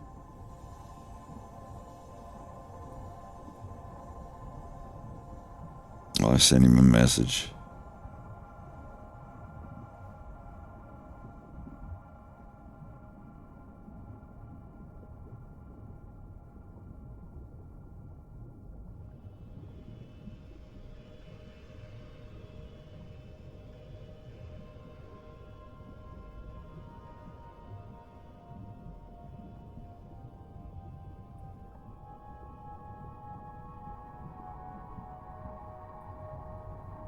You don't ever got the brings up the talk, but you really want to know, how is Andros gay? Just curious. What do you mean, how is he gay? I'm not sure how to answer that. How is anybody gay? A fan of the same sex is usually how that works. In what manner is he gay? As in, he's the kind of gay that takes 30 years of marriage and 2 children to realize that you're gay. Oh, so he's from Texas. That sounds kind of, I don't want to say tragic, but I mean, I guess a little. Yeah. Because it's like you spend like a whole ass time with someone, and then you realize that that's really not what you want, and that's really what society just kind of put a pressure on you to get. But that's not really what you really want. And it took you that long to go tell your partner to go like, hey, like, I can't anymore, and then it just kind of happened. It's kind of like, I know so many people like that. Really? On all sides of that turnout. Yeah. Yeah. That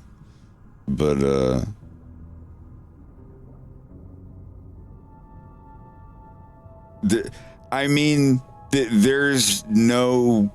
I mean, are you wondering like what's going to show in the cartoon that he's gay? Absolutely nothing. Like, someone asked one day, like, what characters in your cartoon are gay? And I'm like, I don't want to out any of them, but I'll say one, and I'll tell you Andros is. And everyone's like, oh, what is this, or what is that, or whatever. But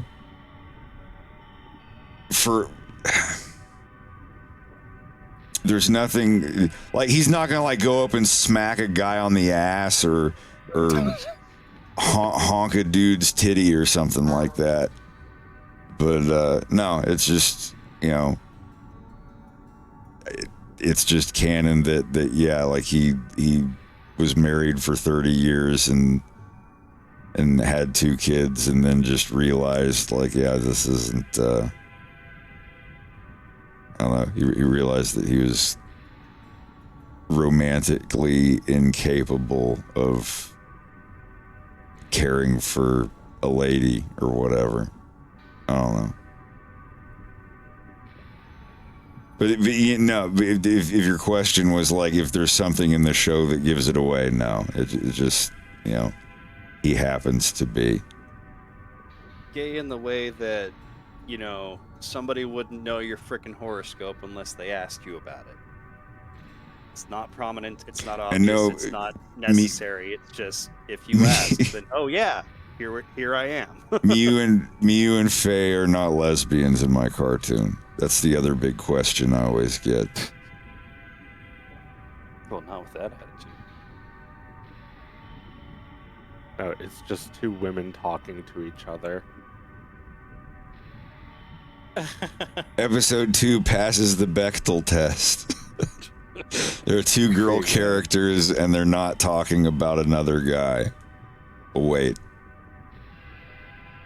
I guess technically they're talking about a guy, but it's, well, Wolf when he comes in. But they're saying that they're going to get in trouble with the staff sergeant if they don't find the equipment that they're tasked with repairing.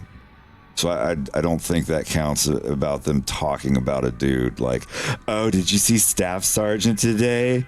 Oh my God, his BDUs were so clean and he smelled really good. You better stay away from him, Barbara. He's mine. Ah! Yeah, soap opera music.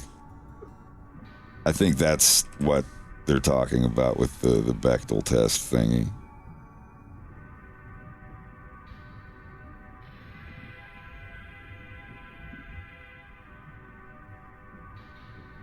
Yeah, but that still sounds fun. And if you try to pass the Bechdel test without, like, you know, if you just, like, do it obligatory, then it's going to be really unfun. If you do it, like, you know, with the rules in your back pocket and checking them as you go, yeah, it's just got to happen.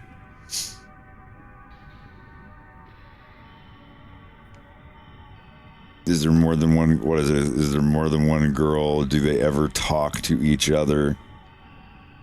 And is what they are talking about something other than another guy or something? And they're not lesbians either. No. That should be added to the rules. So everybody messages me and asks like, please make them lesbians. Make every character gay. You know, you guys can just pretend, right? Even General Pepper. Actually, I prefer the term jovial. And he deep throats another sucker. Star Fox, I have virtually no gag reflex. No.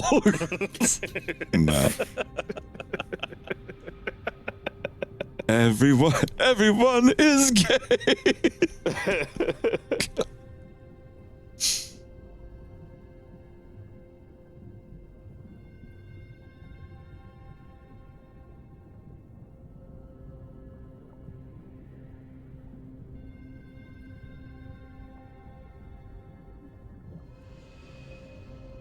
I just think it's really funny that there's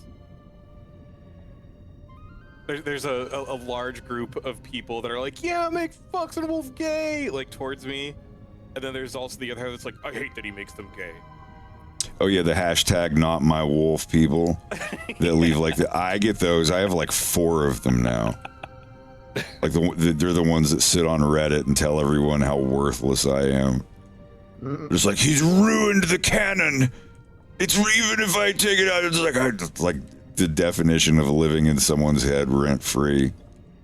I'm just like, dude, send me one of your fan fictions. I'm interested in reading other people's stuff. No, if you would find it, like, I don't want to. It's like, God, you know. It's like when you're literally trying to be the cool dude and inclusive and be like, hey, well, you know, show me some of your stuff. I've seen your art and I like it. And it's kind of awkward when you're saying that to someone. Like, I've seen your art and I like your art. You're really good. When they've gone on the internet and like said like horrible, awful things about you. But, you know, it's like, oh, he doesn't like my stuff. Well, I take it back. His art sucks. You know, no, Well, yeah, they're not concentrating on making something. They're thinking about you. It's like, how could we get him to stop? Can't let you do that. Can't let you do that, Star Fox.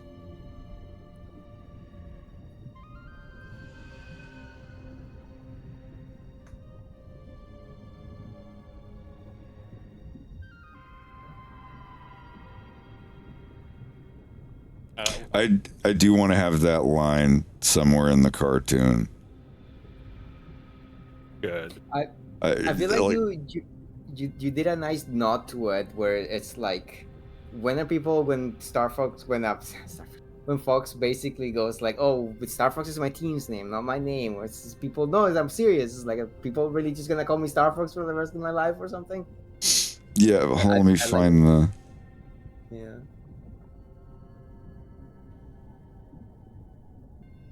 Here is Fox's first encounter with Star Wolf.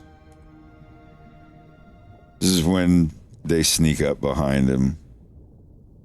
And he's got him at gunpoint. He's like, what are you doing here? Because he flew into the building where they were committing the robbery. And he's just like, oh, you think you're just going to fly in here and... Is it going to work? I'm going to tell you, this program gets weirder and weirder. You think you can just fly to Fortuna, prance through the front gates and drag me back home? Save the day, get the girl, keep me from having my fun? Can't let you do that, Star Fox. My name is Fox McCloud. Star Fox is my team, not my name. Is that a fact? Well, now I have to call you Star Fox.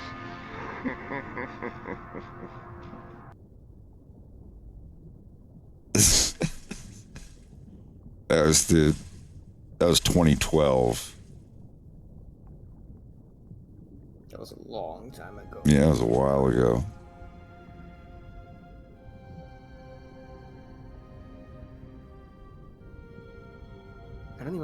I don't even think I remember what I was doing in 2012. It was in high school. A secret to Wolf O'Donnell's ability to pick up all these beautiful women. Is it your good looks? Is it that big bulge in your pants? Could be that fancy car you drive.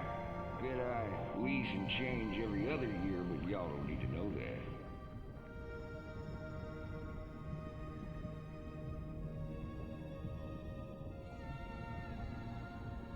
Actually, I think 2012, between 2012 and 2013 was when I started getting into making art, like constantly.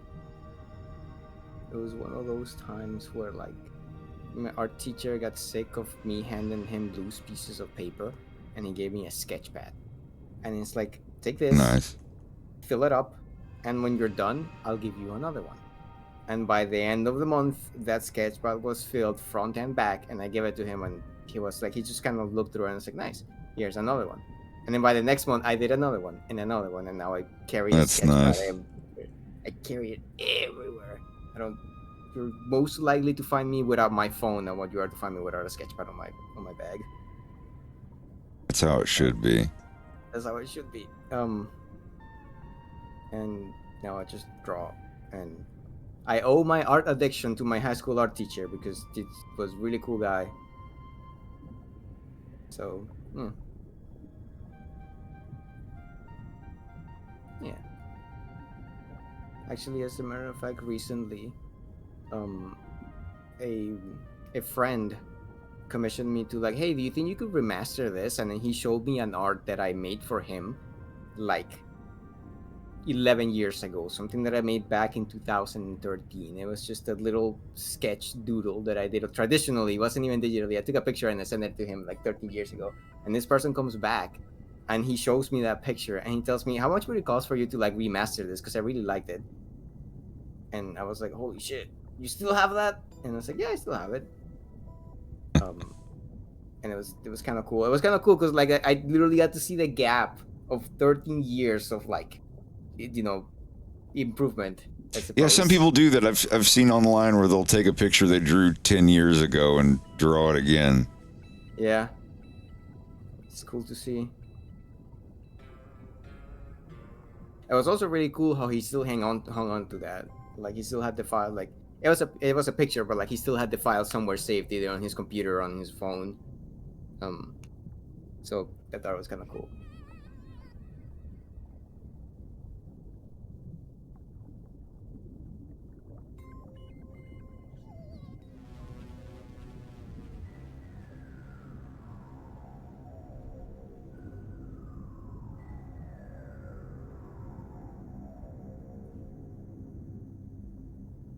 Here's like 3 or 4 years difference. If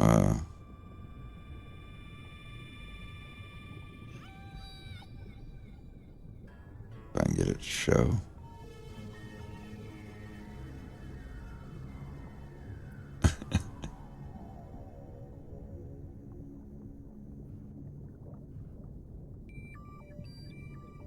Nice.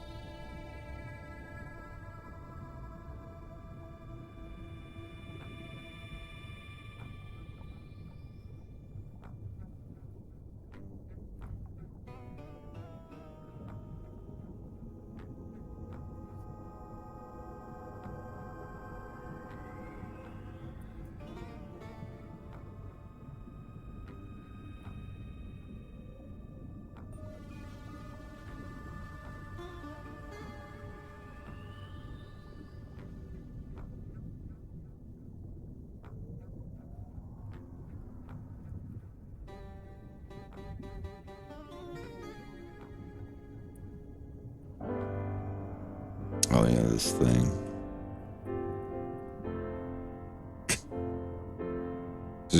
I've shown this on here before. This is when I made them legally distinct.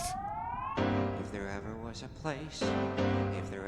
place with Just a the climate upon which demo we could rely. animatic thingy. If there ever was a time, I remember if seeing there this. ever was a time when We they showed this a couple needed times. to hear those old words we cried. All ships check in. British peppy, redneck slippy, and cigarette smoking goth Falco. Falco, goddammit, come Yeah, on. I'm fine, Jesus Christ. This is going to be the... This song will be animated as an intermission between the two parts of episode 3. This song here. Waking up from a dream so tragically, slipping on my uniform so magically, looking out my window. There's not a cloud in the sky. I wish I could fly without the assistance of an MTD FX1 engine. No, sir, just me and my best friends. 3 of my best friends. Well, ignore that. That's I don't know how that got on there. Working title. But anyway, it's the cloud. You must be as good as your father to have made it this far. A charming gesture, but quite futile. I'm actually going to use this music for the violence, but it was originally for this. But anyway, is an animatic for what the first episode of the musical show was going to be. It would have been pretty neat.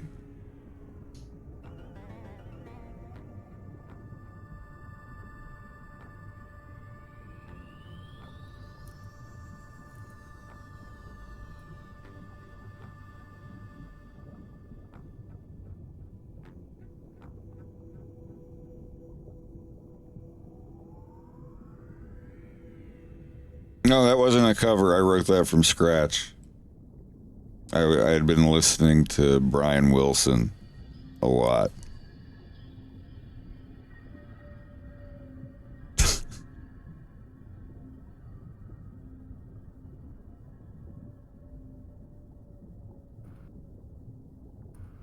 Yeah, it's fun to play.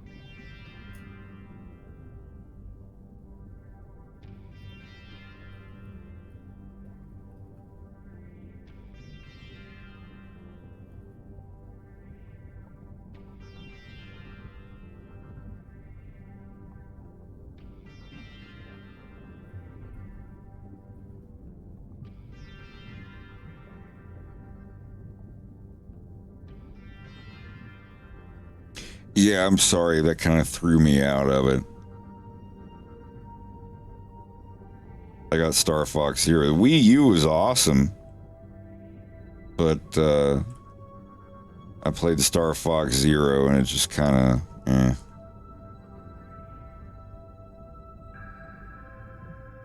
They made it a little too corny, I guess.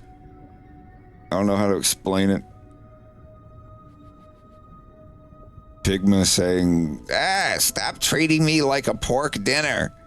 It's like, wait, they have pork dinners in the Lilat system? That what? Yeah, just it really threw me off. And then in another level where it's like a mission where you play as Peppy, and every time you do a barrel roll, he says, barrel roll, barrel roll, barrel roll. Like I'm just, I didn't like it.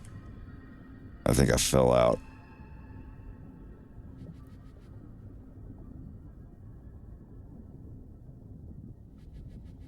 That's too bad, because feels like nowadays you can make a game that looks like the box art for Star Fox. Like it's got like realistic puppets. Yeah, I could. I'd like to model them one day secretly and just not tell anyone. Like with the rendered fur and everything. But it would have to look magnificent.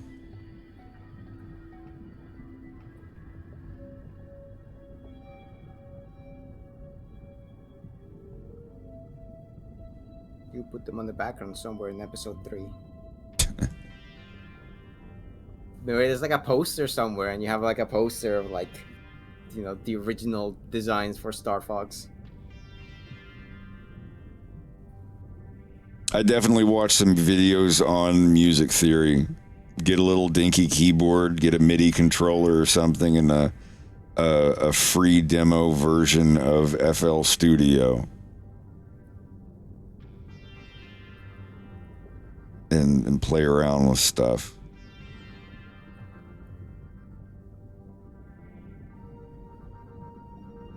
Yeah, definitely watch a really highly rated music video or a video on music theory. There's like 20 of them. And there's new ones coming out every day. It's like I can't stand when like someone has made the perfect video explaining a TV series or whatever, and then everyone else is like, I explained the entire series. Well, it's like you're like the 9th person to do it. That always drives me nuts.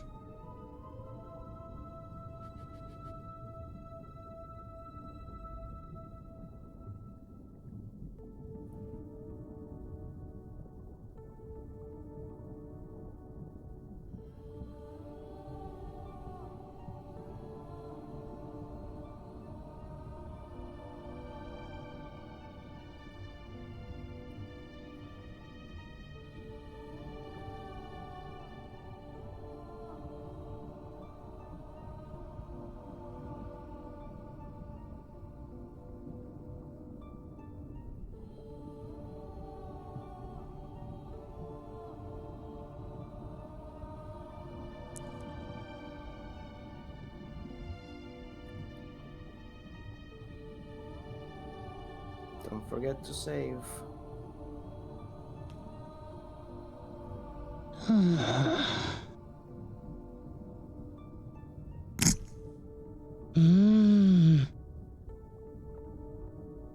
So I used to have this thing a while ago that was it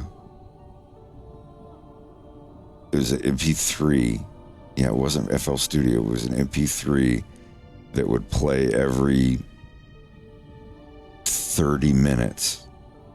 And it was just a clip of me going, don't forget to save. It was awkward enough to where it would make me go like, yeah, you're right, save. And it lasted like, I think a week, and then I just couldn't hear it anymore. It's like, okay. But you couldn't hear it as in like the MP3 broke down, or like your brain would just tune it out? Just reacting to it every 30 minutes and chuckling, it was starting to drive me nuts. It was funny for the first couple days, but after a while, it's like, all right, this is back when I was using Adobe and it didn't have autosave. I think I've lost, combined from everything, I've probably lost maybe 3 or 4 hours of Blender work in years. Like it's been years since I've lost more than 3 hours of work. I mean, like every oh, I lost 5 minutes of work. Oh, I lost 2 minutes of work.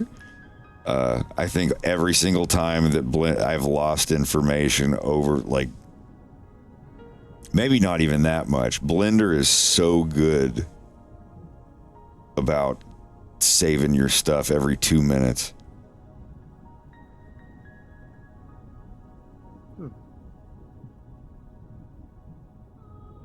I always have the autosave in Blender turned off, but because like it just saves, the buffer for saving is so quick. Like you just press Ctrl S, and like with Clip Studio, it like you press Ctrl S and it thinks for a little bit. It's like, okay, you gotta let it save. But like Blender doesn't stop. You just Ctrl S and you keep working.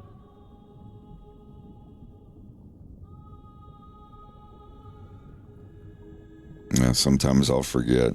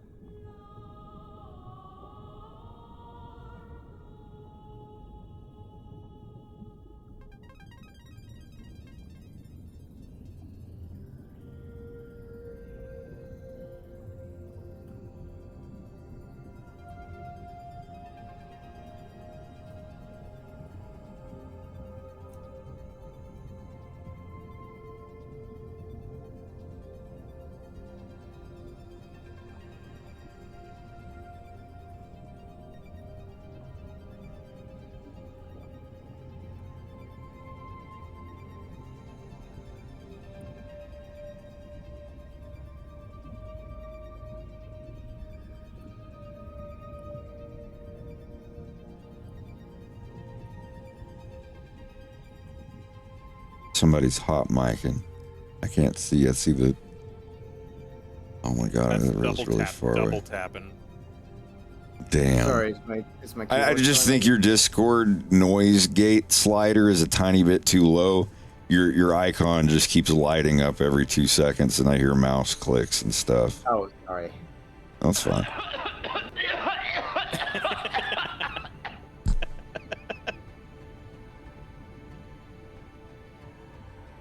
Oh, have you got some chips? I'd love to have some. What are you guys up to? Want to hear me count my teeth with my tongue? 1, No, 2. We're just messing. It's yes, Bo. I deserve the shovel. It's just I have our sound thing is set up to where we can hear in our headphones anything that anyone else hears. So even like if I hear that, like I'll hear it in my headphones, I'll know to like turn my noise gate up a little tiny bit. It's not a big deal. No. Gotcha.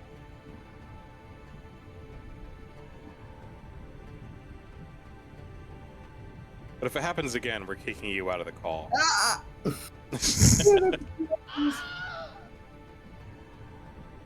No, it's just for the stream's sake. Just like Yeah. people will leave if they keep hearing a clicking or something. Some people get driven crazy by it. Some people lose their mind.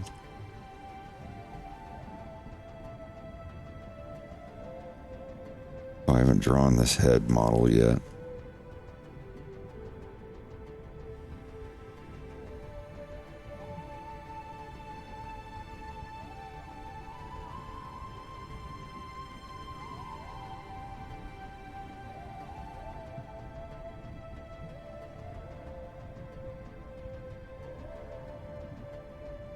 Oh wait, let me just copy these spikes over to this head. Yerp. Thank you for the bits, Lazarus. Much appreciated.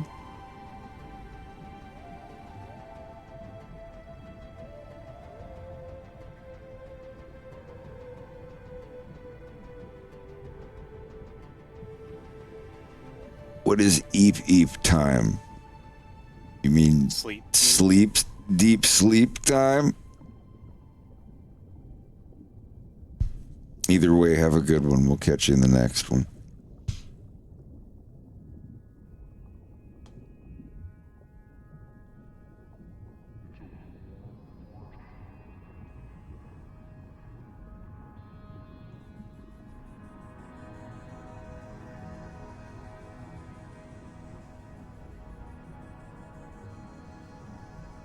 Yeah, Bill has kind of spiky hair, like a short military cut. Or however that could be represented on a dog character. You want me to simplify the strokes before I send them to you? Oh, well, you're going to do the... It doesn't matter. And stuff still, so... I don't really worry too much about simplifying strokes if it's just an external file that's being brought in. The main time that I really do worry about it is when you're in one single shot file and you have like 30 or 40 or 50 frames. If simplifying it at that point doesn't speed it up, then it's like the sign language lemur scene. That one clip of Paul doing the sign language, that's actually two separate grease pencil objects. The first half of the sequence and the second. It just got, there were so many frames of his hands and his body moving around, excuse me, that even just in one single little grease pencil file, it was slow as hell. Yeah. So that is one thing I'm looking forward to, of switching over to the new grease pencil, but if you and Bubba and Joe or just everybody who uses or has used my layer manager tool, DT, what did you use to draw the music video? Did you use my tool for that? I worked on the music video before I actually got into like the Fox Space. Oh, okay. So I use all it's all default Blender stuff. Right. Well, I was telling Fred that if that's what you did, if you did it like default Blender, that's way more impressive because that is like arduous. Yeah. It's a lot of clicking. It's a lot of clicking, but there's a lot of shortcuts. And there's a lot of shortcuts that I've just put into the program. Just like, okay, I'll put this here and I put that over there. You know, people always say like, oh, how do you switch layers so quickly? Well, it's like if you open up like top right here, you got all your layer lists. Press up and down, and you can flip between your layers. You know, you can press U and you got all your materials. You can press like Y, you want to like this, and you can press Y is layer, U is material. And so yeah, that's. I mean, I used auto hotkey before I had my tool. I would just write a script where if I hit shift something, it would send a series of keys. It'd still be slow, but holy shit, doing it with the script is super easy. Yeah. Another thing that I did not having to touch my mouse is that a lot of what you see on the music video, it is a single layer. There's very few instances where I actually use several layers on a grease pencil. You don't even use a separate line and fill layer? A separate line and fill layer, and that's it. Oh, okay. But I don't have like several sets of them. It's like not. Yeah. No, when I first started doing stuff in it, I had everything on. I had. I think I had the body on one layer, which was the entire body, and then the mouth on a different. There was like mouth line, mouth fill, and then body line, body fill, and that was it. But for scenes where like the character is doing a backflip or dodging and tucking and rolling or something, definitely I will draw the entire character on just one line and one fill layer. But if their body, you know, is like on a hold, they're just sitting there and then the head's just looking around while the body is still, I'll definitely have the head on a separate layer. Just like right here where his body's just doing a very slight thing. So I don't have to like erase the edges of the collar of the shirt and everything. I guess one thing that I got away with like the music videos, like you don't ever like focus on anyone's face too closely. Like it's all full body shots and the characters are always like moving around and doing all this stuff. And it's like, okay, I'll just like, you know, moving around.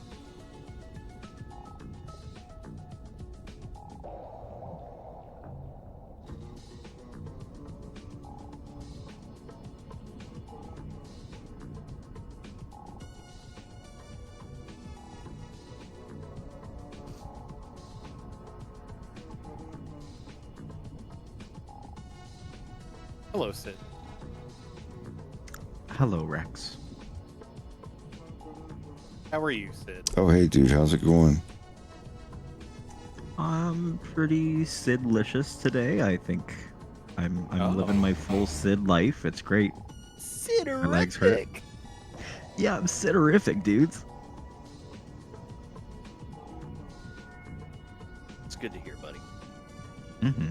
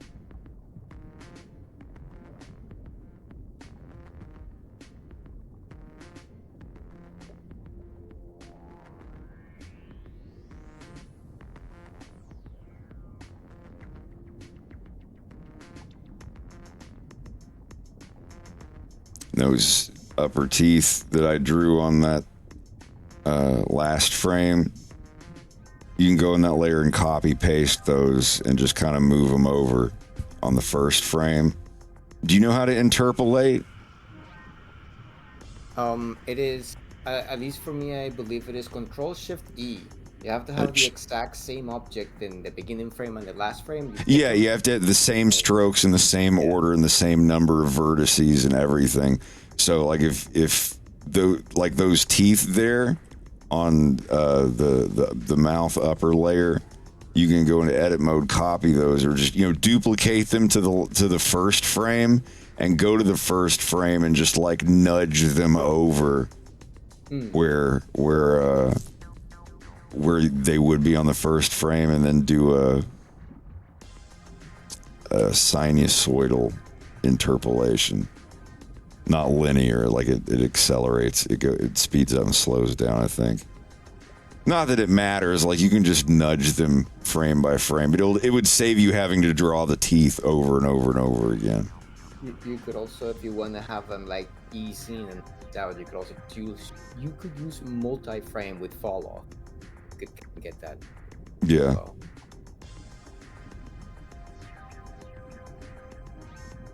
I love multi-frame with fall off. Yeah, it's such a good tool. Yeah, it's like it's so easy to like do things evenly. Like just like, okay, I'm just gonna do it evenly, and then I'm gonna move it around with multi-frame to give it like either a better arch or like it's like sculpting, when like you have your whole drawing and you do a little bit of line sculpting on it. It's like, oh, it's the same thing for that, but like for your movement. It's just really nice.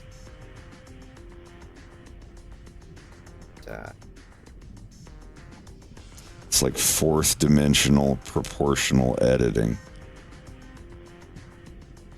It's like you said, like it's like the proportional editing tool, but it's like doing it over time. It's making the movements weaker and weaker as the frames go away from where you are. That was one of those tools that right when I brought it up and saw the curve thing, I knew exactly what it meant. I didn't need to go look up a tutorial or anything. There's so many tools that are just built into Blender that I dreamed about when I was younger using Flash. I was like, oh man, one day they're going to have a tool that can do this and this and this. And yeah, it's just a bunch of vanilla Blender stuff.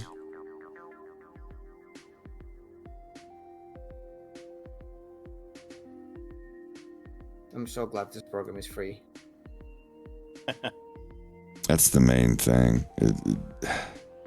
You tell people about it, and they're like, just that it's like it's developed with heart and people that care, and your bugs get reported. That's my main thing. I reported oodles of bugs, so many bugs for Macromedia Flash, Adobe Flash, and none of them got fixed. And one of them, it was like a year or two later, I got a response of them finally looking at it and be like, oh, that's interesting. I'll send it to the tech team. And I never heard from them again. That was one bug. In Blender, I have submitted almost 30 bugs and 98% of them have been completed. And not only that, they were fixed within 24 to 48 hours. Like there's always somebody, like there are different people that look specifically at grease pencil bugs. And like all of my bugs have been fixed by the same 5 or 6 people. I wish I could send them specifically a couple $100 each and just be like, you all have saved me hours and hours and hours of work.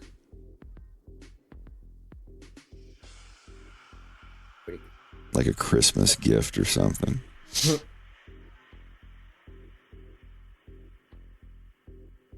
At the very least, a thank you card. You could probably send a letter to the actual building. Hey Kay, I'm glad that you arrived safely. Eat a poutine for me.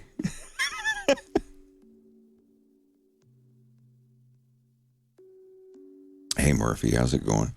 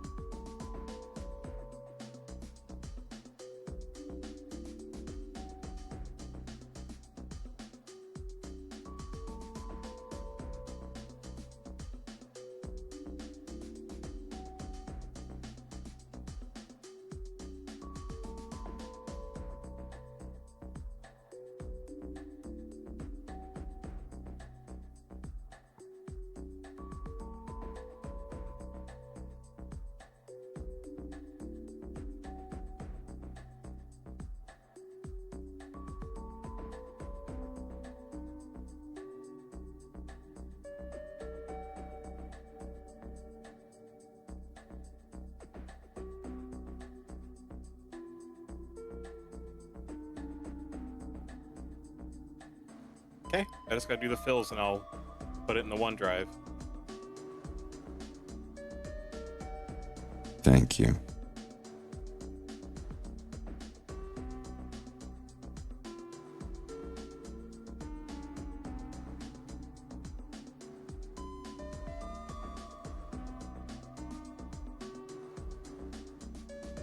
Okay, I don't believe that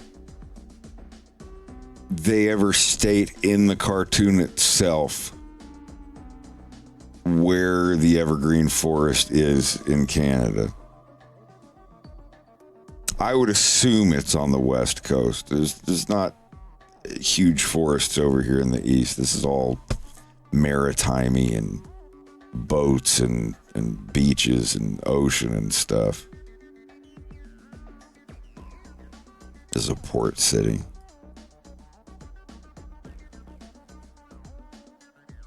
I mean, there's still like hills and mountains and forests and stuff, but they're just not as many and they're not as majestic.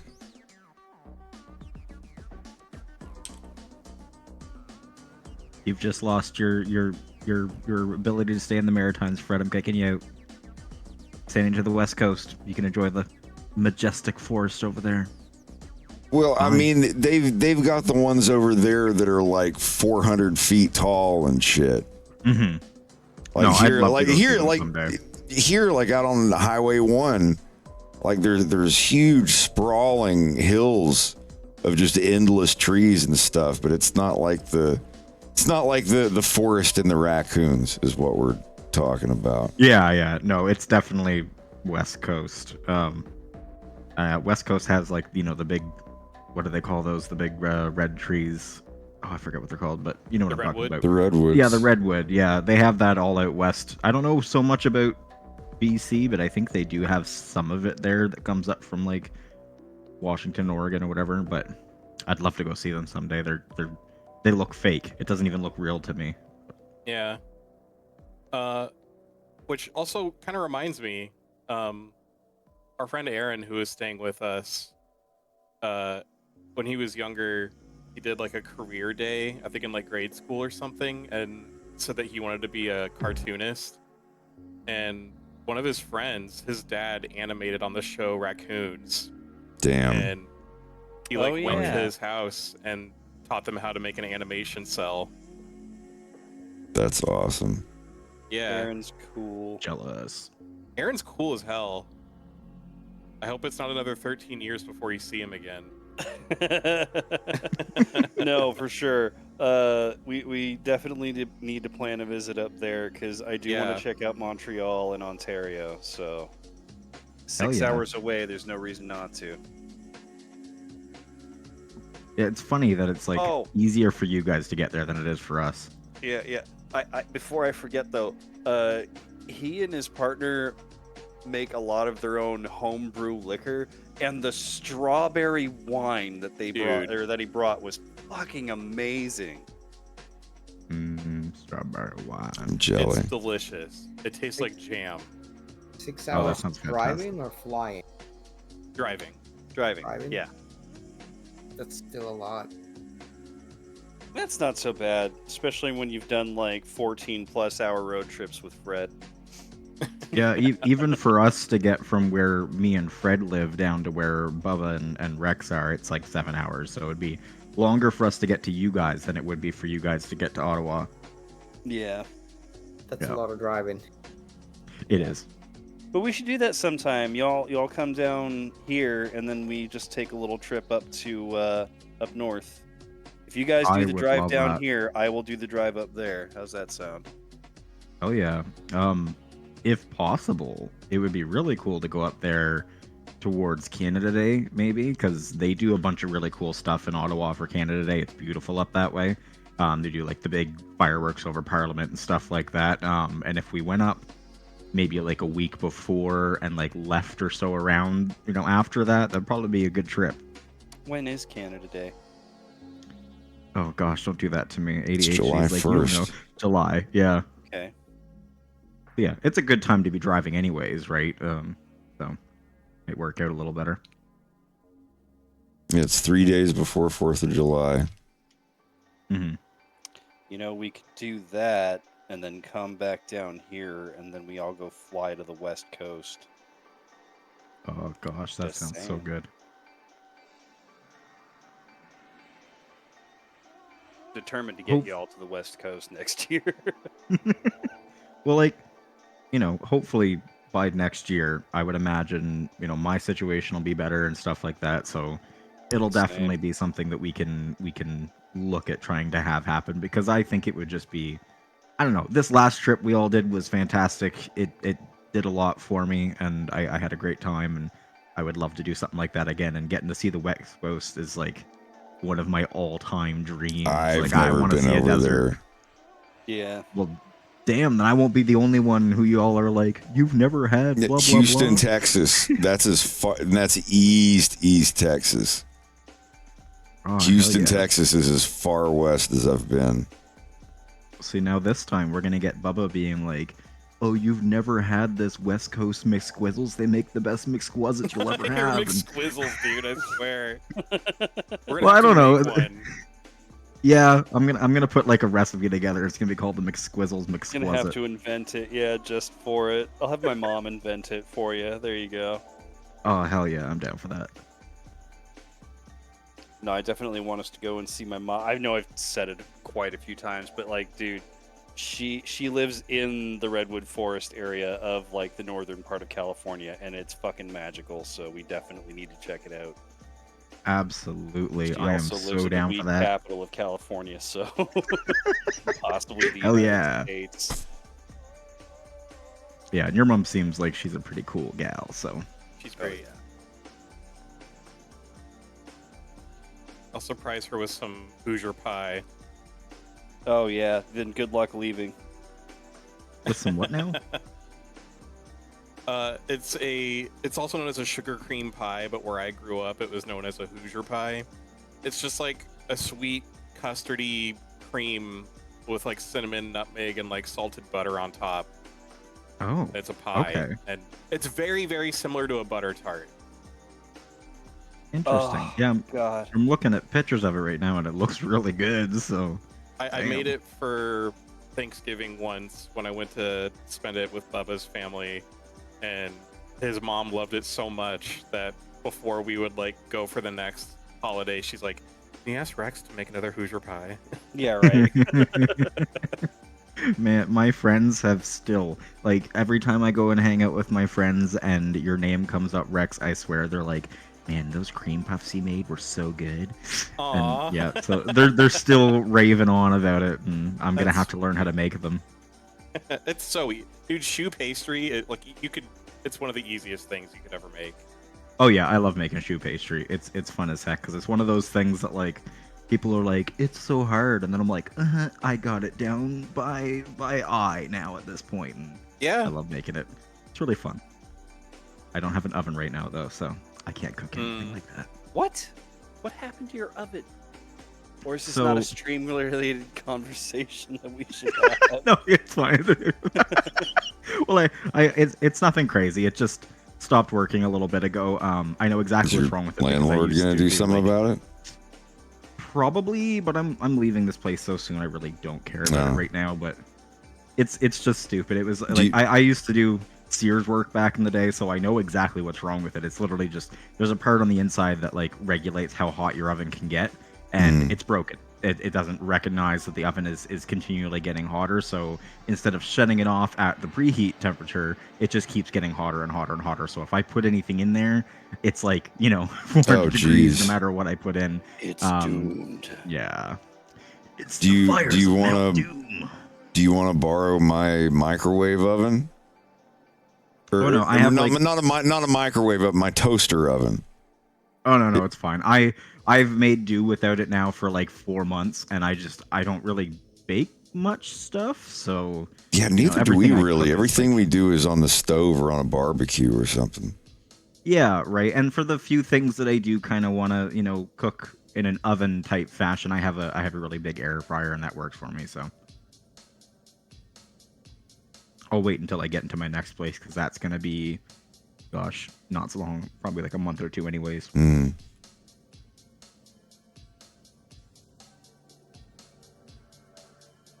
it going to be somewhere else still in town? I'm hoping for it to be uptown because the person I'm going to be roommates with has work uptown, so we'll probably be staying in a similar area to where I am now, but probably in a bit of a nicer area. Well, that's the hope, at least. Fingers crossed for you. Yeah, I'm excited. No more fights outside at random hours. We went to the gym today, and when they dropped me off from the gym, like I stepped outside and immediately there people was screaming. It's like, yeah, finally I'm home. No joke, but like, if I lived in a neighborhood, you have no idea how soundly I would sleep at night. As a little kid, I grew up in every single neighborhood where the house over or two houses over always had that screaming, fighting couple or family, and that's just like that's ASMR to me, basically. Couple fighting over drugs or alcohol in the background, and it's 4 a.m. ASMR. That's mine. I get it. I've lived in apartment buildings for the majority of my life, and that's pretty much the experience. Low income apartment buildings, and like it's funny when I go out and I stay with my mother because she's like out of town, right? If I go and I stay out there, it's so hard for me to sleep because all I can hear is like a clock ticking in 5 rooms over, or a frog outside, something like you don't hear anything except for maybe like a car every once in a while, and like I think I could get used to that. I think I would enjoy it in the long term, but in the same way you can make your own noise. You can always make it louder. Right? You can't make it any quieter. Yeah. It's like you can always put clothes on if you're cold, but if you get too hot and you're naked, you can't do anything about that. Same thing with noise. If it's too quiet, you can turn a fan on or a TV or whatever. It doesn't have to be gunshots and people screaming. Yeah. I'm just saying, it's what I grew up around. It was easy for me to fall asleep to that. I got used to it. That was my white noise. My God, my his parents lived up in the mountains, and we would go and stay at their place occasionally. And I swear to God, it was so quiet up on that mountain, you could hear an ant fart 3 towns over. It was just dead quiet. Like, I couldn't sleep. It was the weirdest thing. I'd never heard or not heard anything that quiet before. It was mind-blowing that the world could be that silent. Reminds me. I heard my friend's aunt fart one time. She crossed herself and kept eating. You were saying, DT. I was gonna say, it kind of reminds me when back when I lived in Germany, my room was on top of a bar. I don't remember if it was a bar or a club, but like at night I could just hear the thumping of just like the music, and I don't know. I personally found it kind of relaxing, and it's like, oh, I can sleep through this, and it was just kind of like that was just me every night. And when I moved back home, and it was like, wow, it's kind of too quiet tonight. I don't know what it is. I've gotten so used to just hearing thumping music every night, especially Friday nights. I'm just falling asleep to it. Oh yeah. Yeah, when you get used to something and then it's completely pulled away, it is a little strange, and it throws you for a loop. It definitely throws you for a little bit of a loop. Absolutely, yeah. No, it's a little different, but I do think in the future I would prefer to have somewhere that is nice and quiet. I can be the one in charge of making noise and whatever. But for now, this is what I get to deal with. Going to sleep, hearing people scream at each other from across the street, and it's great. I love it. Wonderful. All right, I'm gonna put it on the OneDrive. The OneDrive. What do I owe you? Give it. Like, how many hours did it take you? I mean, outside of socializing, this probably took like 45 minutes, maybe. Okay.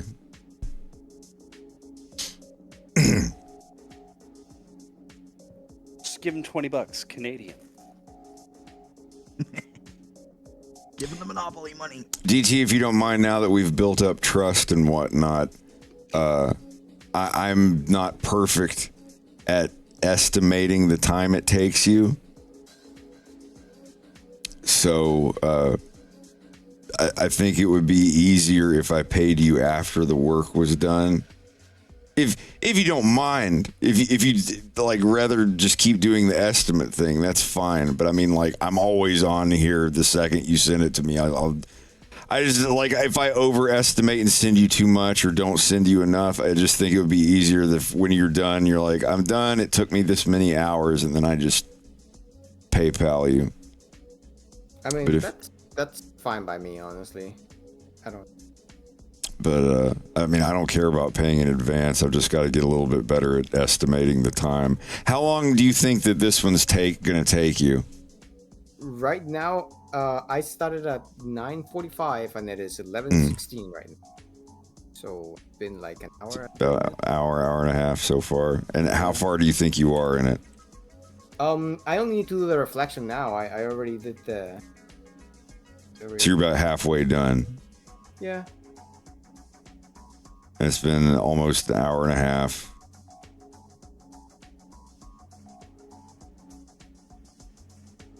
Yeah, I'd say so. Yeah. Also, I was just kind of looking at how you set up the, like, you put the reflection grease pencil all the way over here too, and you have it set to in front as well, right?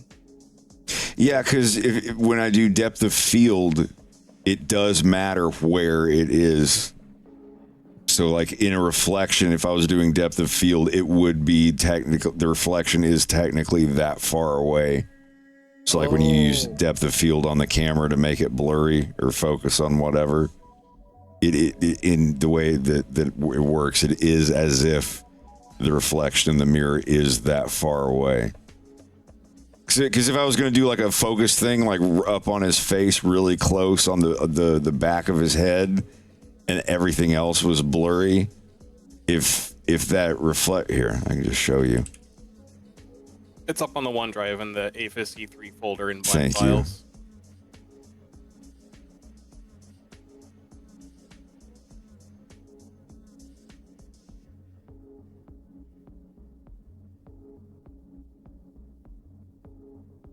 Yeah, here.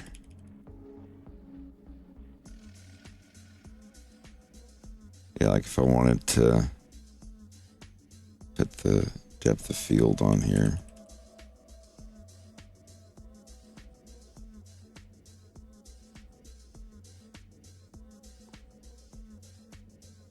See, like this.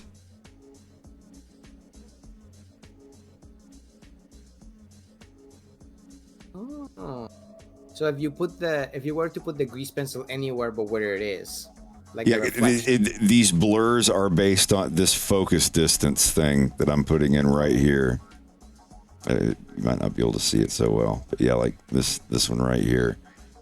This is the focus. This is where how far away from the camera everything is actually in focus.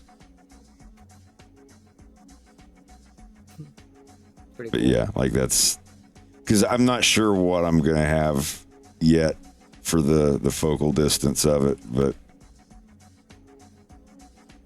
it I is. used to just tie that to an empty, but I guess I don't have to do that. Yeah, you can. Yeah, like sometimes I do.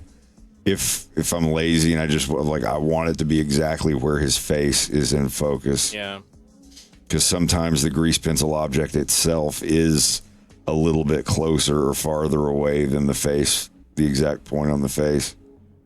So Right, I have it set to just the focus distance, and what you do is you zoom. If you want it to be focused exactly on a character, you zoom in as far as you can, and then you hold shift and set it to where it's absolutely like zero blur right there, and then you zoom out and you've got your perfect focus. That is actually what I was going to have on this one, is have everything else a little blurry. But I don't know.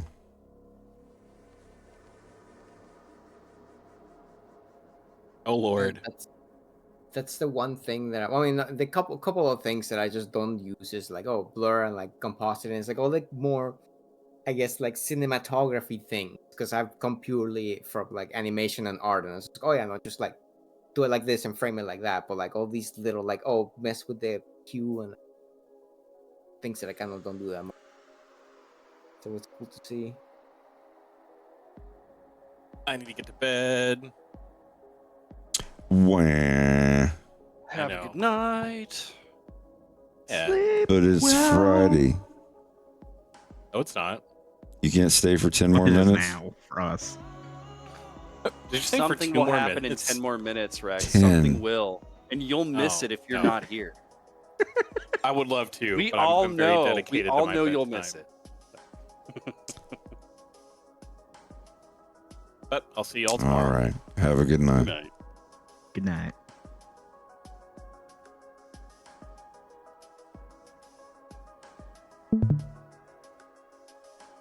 I know what I'll do.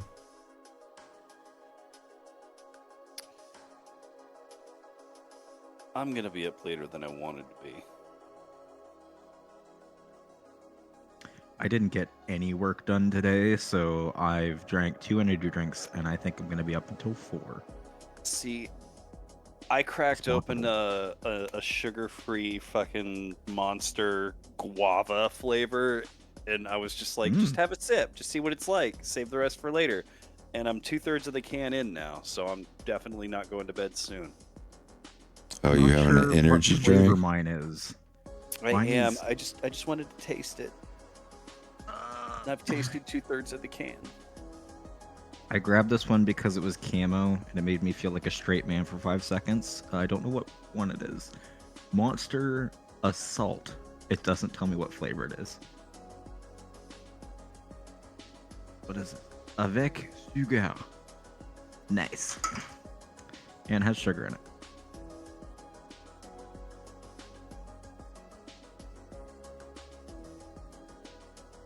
Bourbon cola. Bourbon cola? Yep, bourbon cola is the Monster Energy Assault flavor. I just looked it up. It does, honestly, it just tastes like a Coca-Cola, which is, it sucked because I took a drink of it. I was like, I finished it, but it wasn't particularly good. The other one that I got was, oh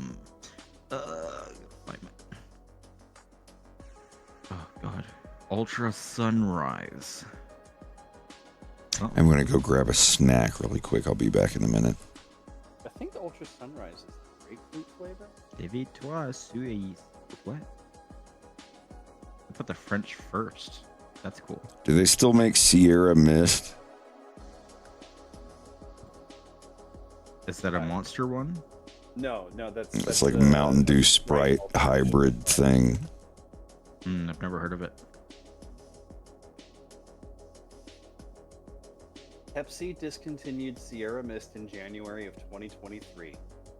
Damn. And replaced it with a new lemon lime soda called Starry. Called what? Starry. Starry. Huh. And it's just the same thing? I imagine, yeah. All right, I'll be right back.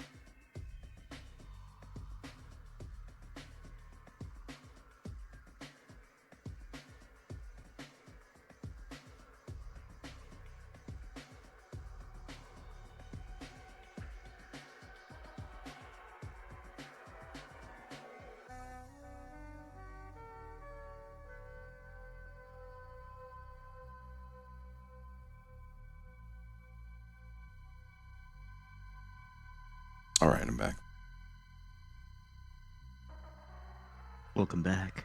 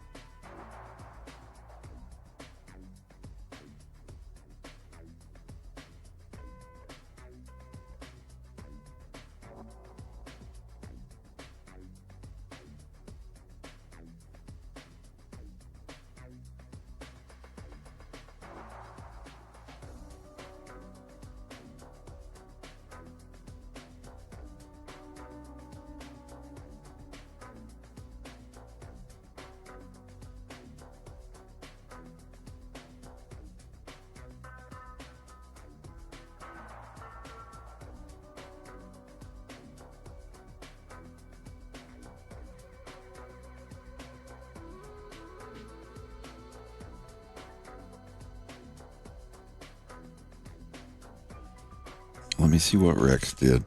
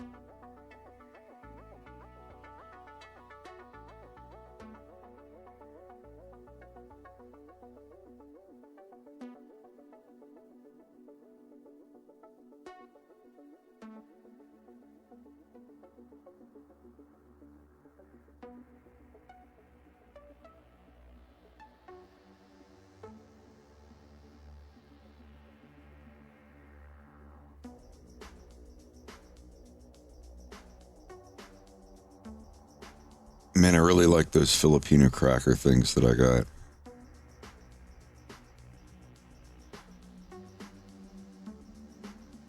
Which ones? We went to the store there in town. It's just these, I don't even know, but they're saltines that are sold as being flan flavored, but they just taste exactly like those shortbread cookies that are in the big blue metal tins with the really big hard sugar grains all over them. Okay. They have a really strong like egg yolk flavor to them, though, which makes sense if it's supposed to be flan. But yeah, they're really, really good. I want to make like a cheesecake, but put those at the bottom.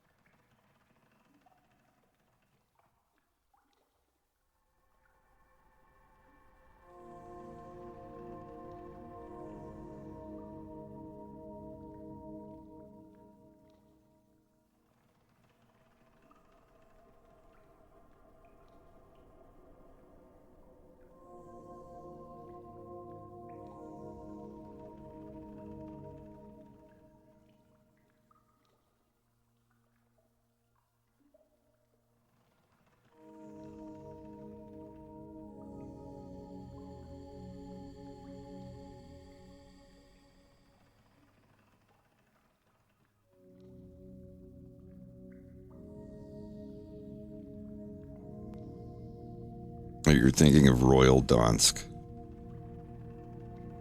I think.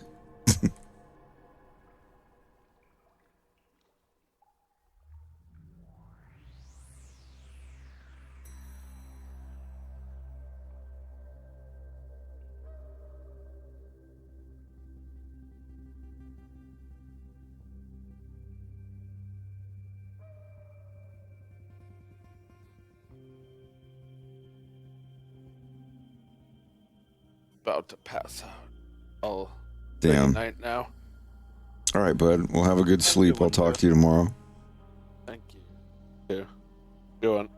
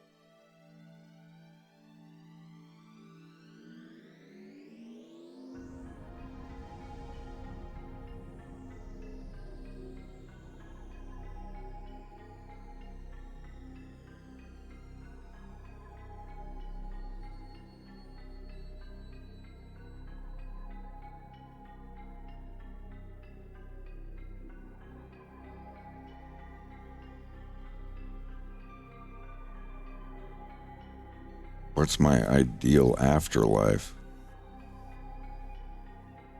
Jeez, man. Well,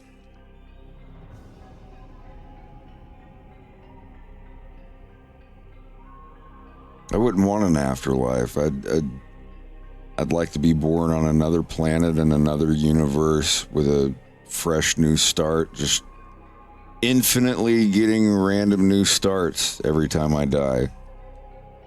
Some of them are gonna suck. I'm gonna be born like blind without arms or legs on a planet with no sun. But, you know, you'll eventually die and you get a re-roll again. I don't know.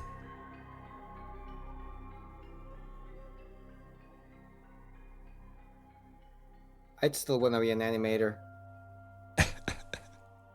Well, yeah, I mean, like if I had a choice, I'd love to come back and have another go at what I'm doing, but, you know.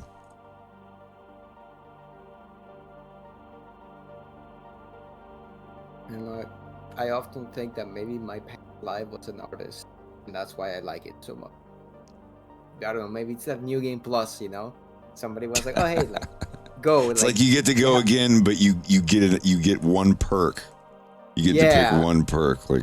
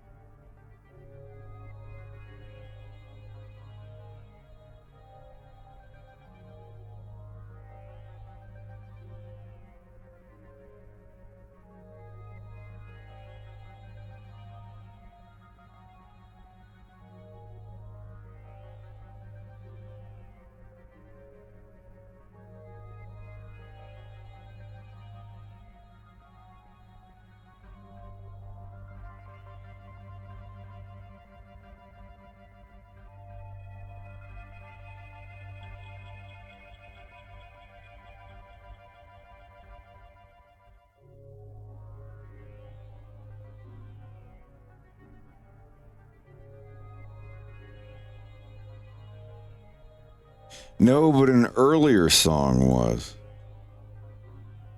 1725. I'm gonna go back to that.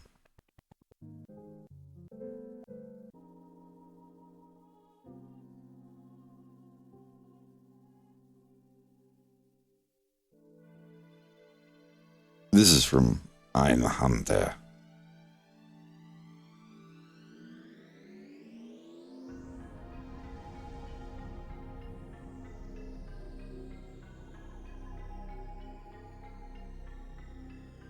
What was this one here?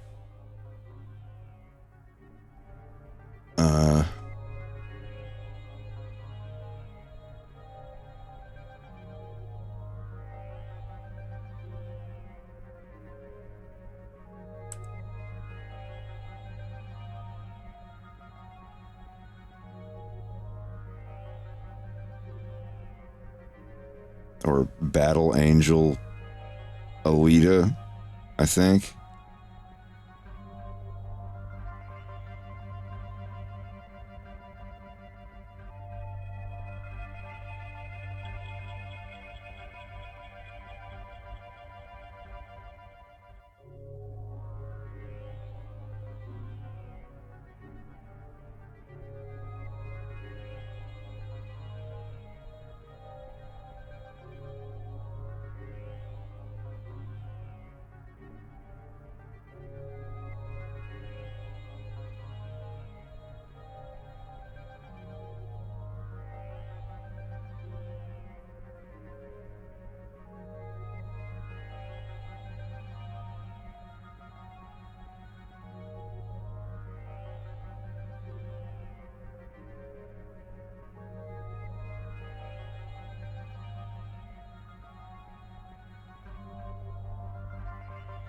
Yeah, I think. Here, let me see.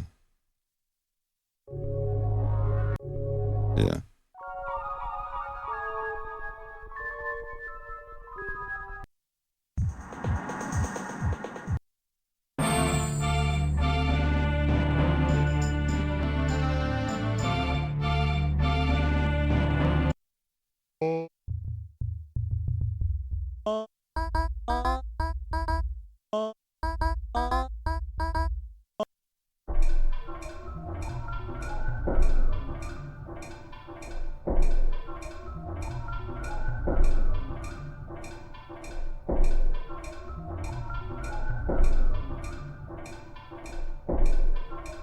Yeah, this is Gun and Martian Memory. It's PlayStation 1 action RPG based on Battle Angel Alita.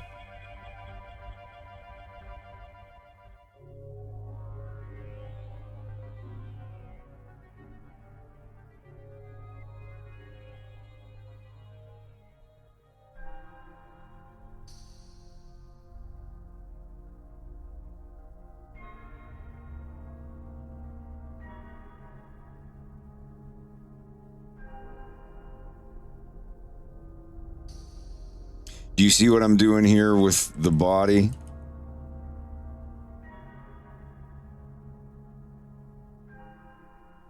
I call it butter knifing, where I take these keyframes of the body and squish them around. It's one picture. I've drawn his body once for this entire scene. And I've just made copies of it. I'm squishing it around and I'm going to interpolate them later. Yeah, instead of, having to draw the body 30 times over and over again, I'm just gonna squish it around. But I also have that jiggle script thing that I wrote that'll make every frame look a little off and imperfect, so it does look like it's drawn over and over again. Literally saving hours and hours of drawing the same bodies over and over again. And it works pretty well since you have like all those You have like a name tag and you have like little Yeah. symbols on it and stuff. Oh yeah. Because I that feel that like- stuff takes forever to redraw. Yeah. I feel like something like this wouldn't work as well if you have a character wearing armor. Because with clothing, I feel like it works well because the clothing has elasticity to it. But like if you have a Yeah. character wearing armor and the armor starts moving like it's like kind of wiggly like that, I feel like the armor would lose a little bit of its structural, believability. I feel like that'd be the one case where I'd be like, okay, but like with armor, I feel like at that,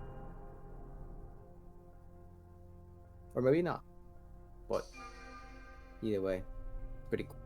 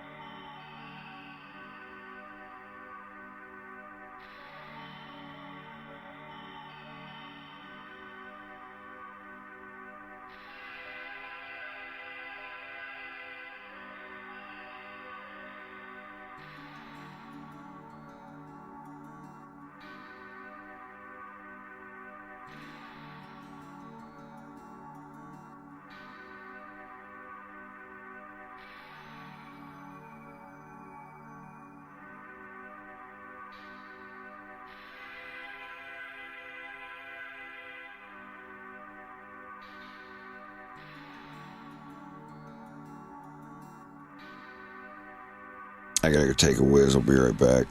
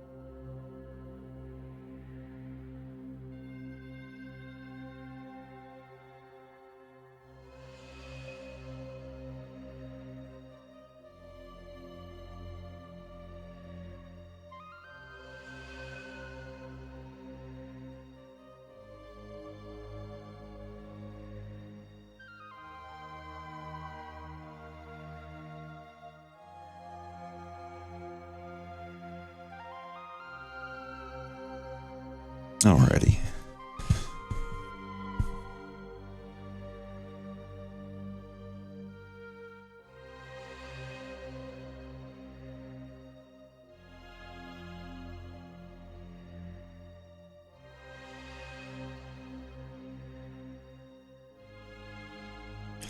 Let's listen to some dub.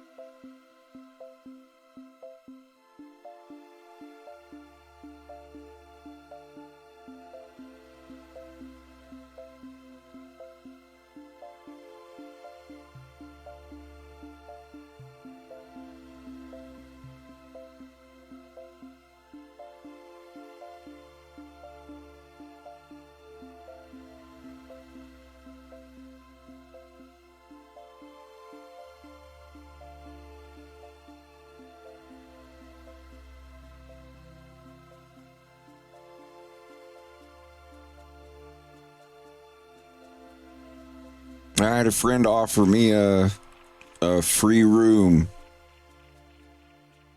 He had space. I could have gone, but I don't know. I just don't have any desire to. It's the biggest furry convention in the world. No thanks. I'd be miserable.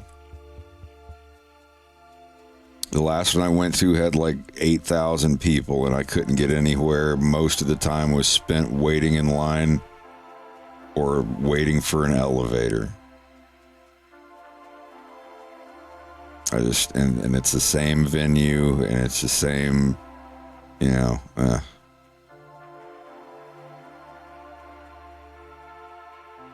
Not much of a con person.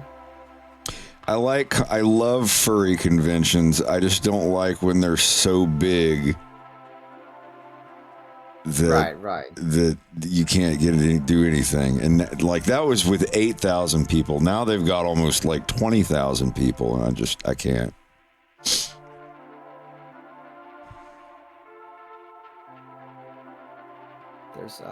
There's a happy medium to be had. Yeah. Not too big, not small. I went to one and it was a little one in Ohio and it only had like 400 people and it was awesome. It felt like a furry con that I went to in like the late 90s or early 2000s.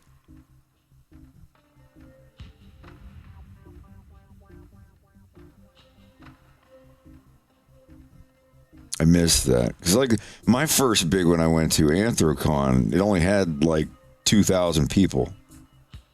It was really spaced out. Most people didn't have a fursuit or a costume or anything. It's just people there to hang out and play music and draw pictures of Balto or whatever. And now it's just everyone, every single person's running around in like a neon colored fursuit with like dubstep playing out of backpack speakers really loud, or 20 other genres of music that are god awful to listen to.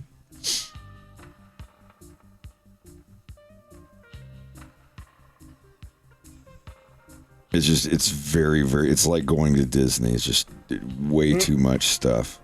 Way too many people. When you're T-posing and like wading through a sea of sweaty people just going everywhere and just, it's just too much. It's not what I signed up for. You don't want to wait for an elevator for like 4.5 hours just to get to your room to no. drop something off? That's literally what the last... Terrible. I went to Anthrocon 2017. That was the last furry convention I went to. Yeah. And that was good enough for me.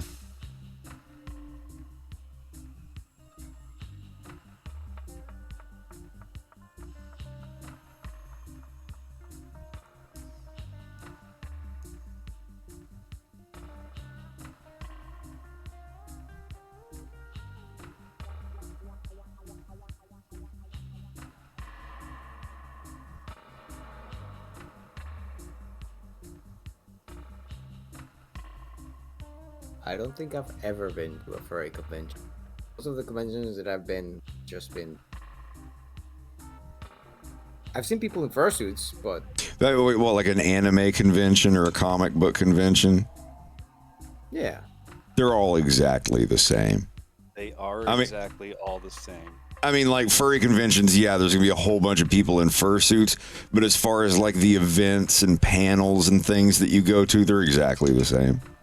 Video games, artwork, Smash tournaments, Dealer's Den, Artist's Alley.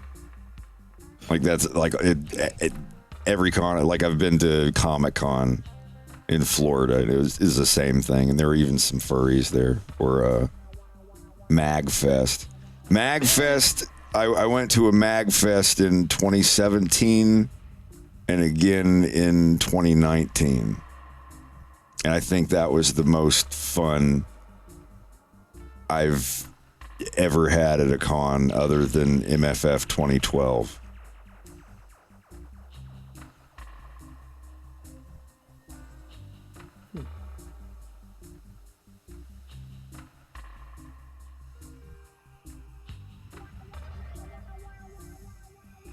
Yeah, MFF 2012. I'll never forget that. That was wild.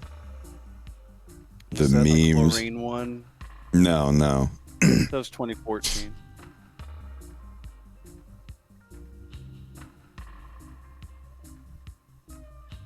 Say I would mostly probably go just to meet up with that someone like, oh, I'm going to MFF. I'm going to MFF. The only reason why I would go is y'all.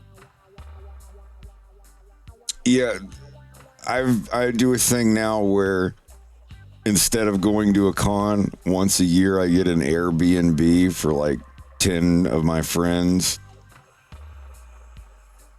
Just whoever want to meet and hang out and can fly over, and we just hang out in a big cabin for 6 or 7 days. My little brother does one of those every year. He gets his. That's awesome. Yeah, he gets his friends. He's got this bunch of friends. Who one of them is one of our roommates right now. One of his from high school. These are kids that he's known since high school, middle school, and like at least once a year. I think he does it like twice a year now. They all just get together and they get on a cabin or they hang on someone's house. One time they did it here and they all was like, "Where is no? We'll just sleep on sofas and air mattress. We don't care. It's gonna chill for a couple of weeks," and then they went back. It's kind of cool. It's worth it Because going to a con, you end up spending thousands of dollars, hundreds of dollars on parking and all that stuff. And it's just, no, fuck that. I get off easy when it comes to conventions because I do work for there's like a maid cafe here in Orlando, and they just like I'm just their errand boy. I literally just like, oh, I help them set up, all the chairs, all the tables, I help them carry all the equipment, and I only need to help set up, and I only need to help tear down, and that's it. And then if when I go to the con, I'm technically a volunteer, or technically like part of the cafe, so they let me pay for con tickets. You're in Orlando? Yeah. Orlando, Florida? Yes. That's like 35 miles from where I was born and raised. I remember you told me about that, yeah. I live in Disneyland. Everybody's in Orlando. Say what? I said everybody's in Orlando or Kissimmee. Yeah. Fun down here. Well, sometimes not so fun because hurricane, but Well, you seem to survive, so that's a plus. yeah, like I think I've lived here for like 6 years. No. Yeah, it's been like 6 years. The 6 years that I've lived here, the worst thing that has ever happened is lights go out for like at most one time they went out for like 6 hours. And I think 3 or 4 of those hours I was asleep through it. Like I just woke up one morning and it's like, oh, the lights don't work. It's like, Yeah, when I lived in Florida, we had a lot of power outs. Just like when there was, a storm or something, you'd always expect the lights to go out for a few hours. I always thought it was fun because we got to light candles and tell stories.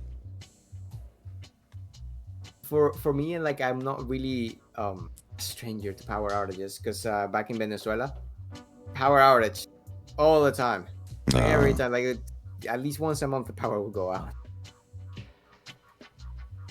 That's something we have to worry about here in New England is if it gets thunderstormy, the power might go out. I've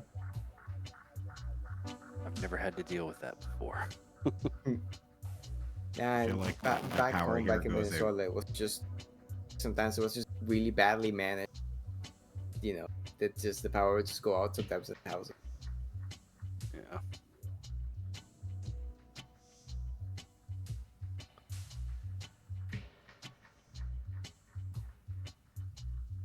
I really want to get some of those dates and make that Coliseum snack. I forget, there's an actual name for the snack. I don't remember what it was.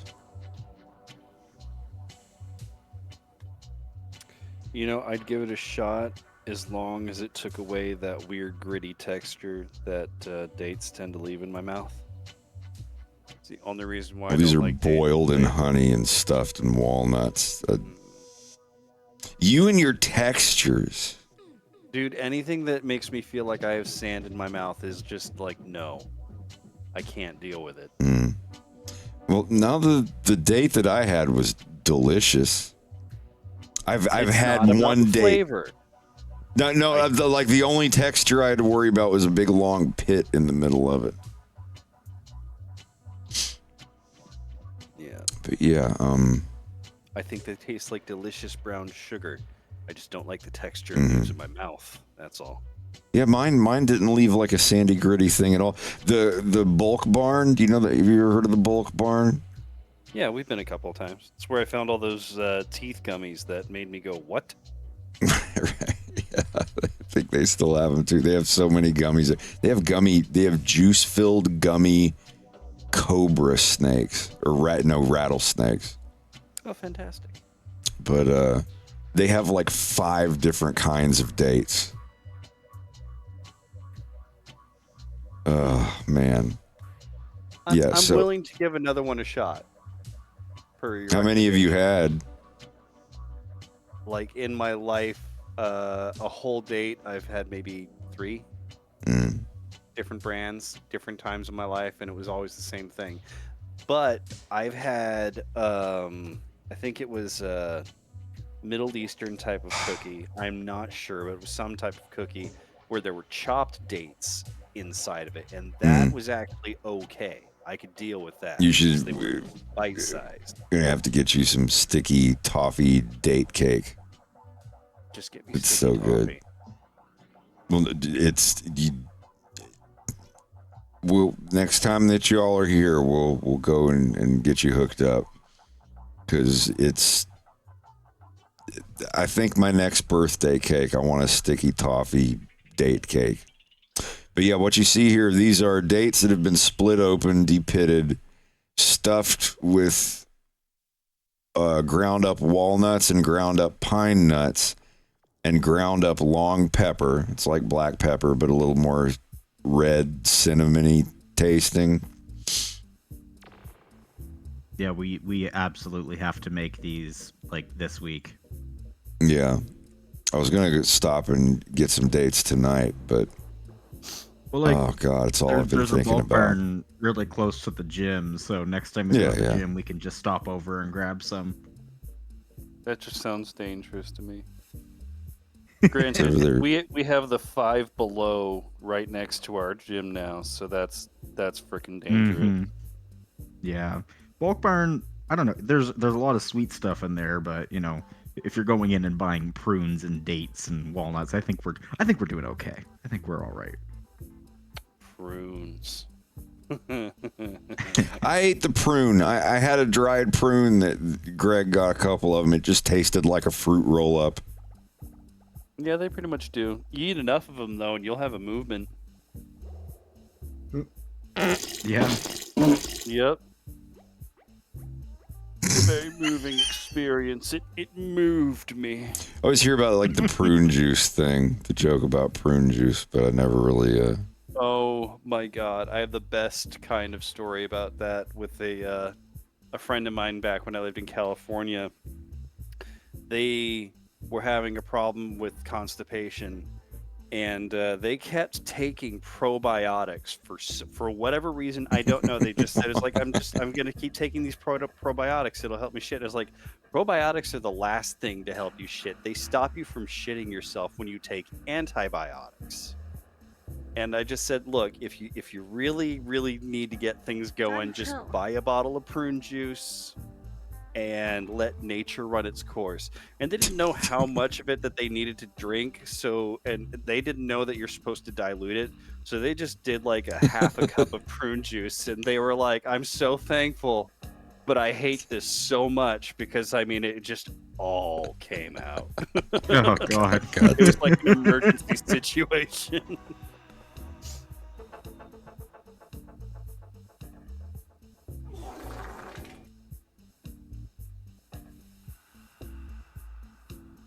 Oh god, this is the worst day of my life.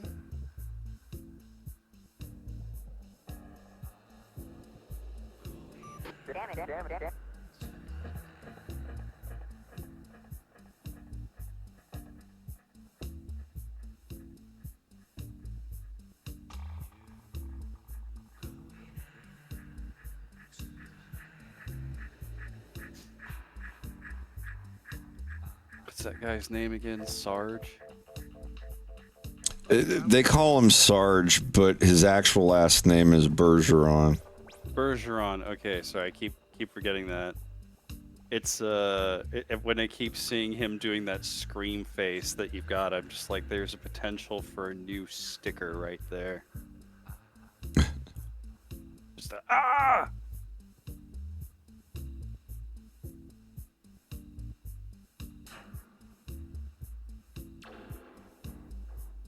Do I have any pet peeves at the gym? Absolutely. I've got many pet peeves with your gym. Wait, what? Why? With our gym? Oh God, yes. You know what, Fred? You go first because the question was directed All at right, you. well, I'll share my grievance thank you. when you're done. When anyone does anything involving filming with a phone,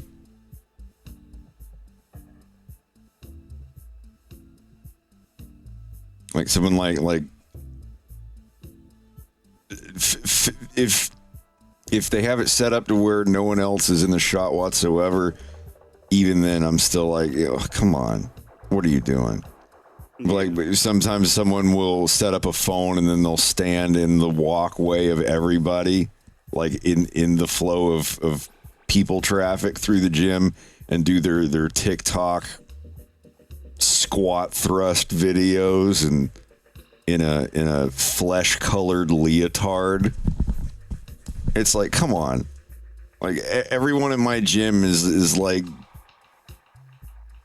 old people in their 50s and 60s and like kids trying to lose weight in high school and stuff, and you have like this perfect gym body person wearing like a flesh toned skin tight thing, and they set their camera down on a machine, and then they sit in the middle of the fucking floor and start like doing stuff, and like everyone's awkwardly like stepping around them and shit while they're filming themselves. That's about it for me. Everybody else has been very kind. Somebody ask you a question like, oh, hey, what are you working on? Blah, blah, blah. Like, oh, yeah. And they're like giving you little hints of things, like saying, hey, try less weight and more reps, instead of just doing like 6 reps of the heaviest weight you could do and blah, blah, blah. Give it a try. Tell me what you think. Have a good workout. Yeah. Stuff like that. They're very, very kind. All right, go ahead. What's your peeve with our gym? First, low weight, high rep, high weight, low rep, both will achieve the same thing. Just depends on how you do them. I learned that not terribly long ago, but it's definitely another way to go if you can't lift heavy for a day and you want to make those improvements. Yeah, I prefer to do the burnouts. I like burnouts too, but not everything should be burnt out. I also learned, but I'll get into that another time. But my peeve with y'all's gym in particular is I don't fucking know how hard it is to count, because no one puts the weights back in the right order ever. Absolutely. And you know yeah. what? I've been going to my gym down here, same chain, but I have never had that problem. And our gym is like 3 times more populated than yours is usually on any given day. That's what blows my mind. And these are college students, and you'd think that they would give far less of a fuck than anybody else, but no, everything goes exactly where it needs to be. I don't dare make a complaint, because somebody will be mentally handicapped or foreign and not know numbers or something. I don't know. I'll complain about it, and they'll be like, oh, but he's diagnosed blah blah blah, and I'll look like the fucking asshole. But I don't think it is. I honestly just think it's people not giving a shit. They don't, and that's what blew my mind, because I was just like, with all due respect, but like I kind of hold Canada to this higher standard about giving a shit about those kinds of things, especially with the whole like being too polite every now and then. But no, and it blows my mind. It's like, I don't know why anybody can't figure out how the fuck to put things in the proper order or where they got them. There is even a little sticker right there between where the 2 weights sit, and it's just sort of they need to put a note over there. God, be like, guys, the come fact on. that they need to put a note over there is what is. But yeah, no, so y'all, I'm going to illustrate.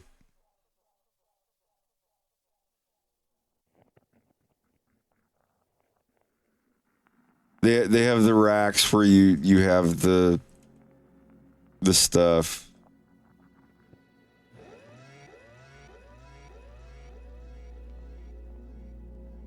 Here. And you got, you've got the holders for the things, and each one of them, it says the weight, like on the rack that you put them back on, and people will take a weight out and move them around or whatever. And when it's time to put them back, they just don't give a fuck. They'll be over here and just like this. And then some of them will watch you. They'll watch you like swapping the weights around, and some of them will look at you like, "What is he doing?" "Oh, he's wiping my butt for me because I don't know the numbers."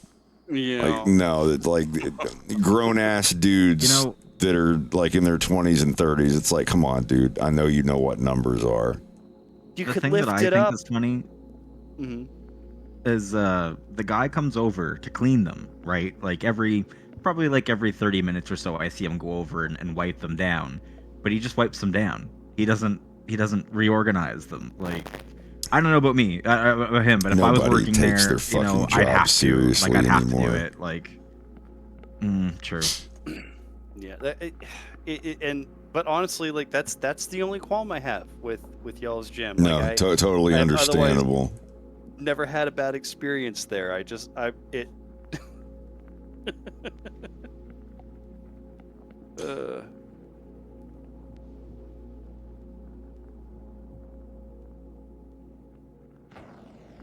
But I like it. I'm starting to notice that I have a little bit of muscle mass on my arms. My shoulders, those prison wings or whatever the hell you call them, my shoulders are starting to come up. Like my neck and my shoulders and my arms and everything for years have just kind of been like this. And like this has been me for years.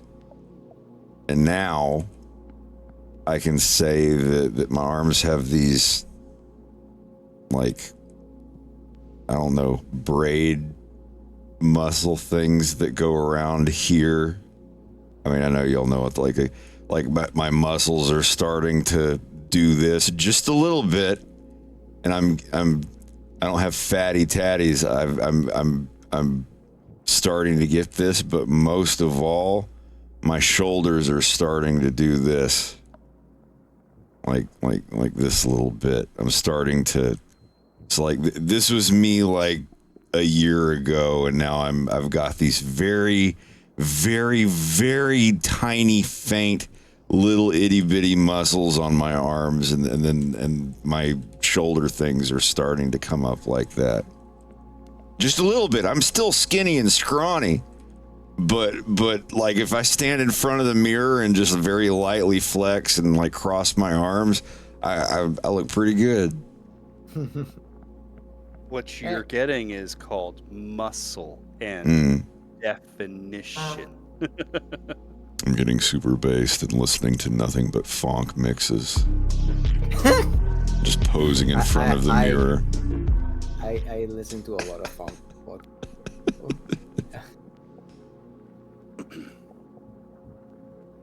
Brazilian hard funk.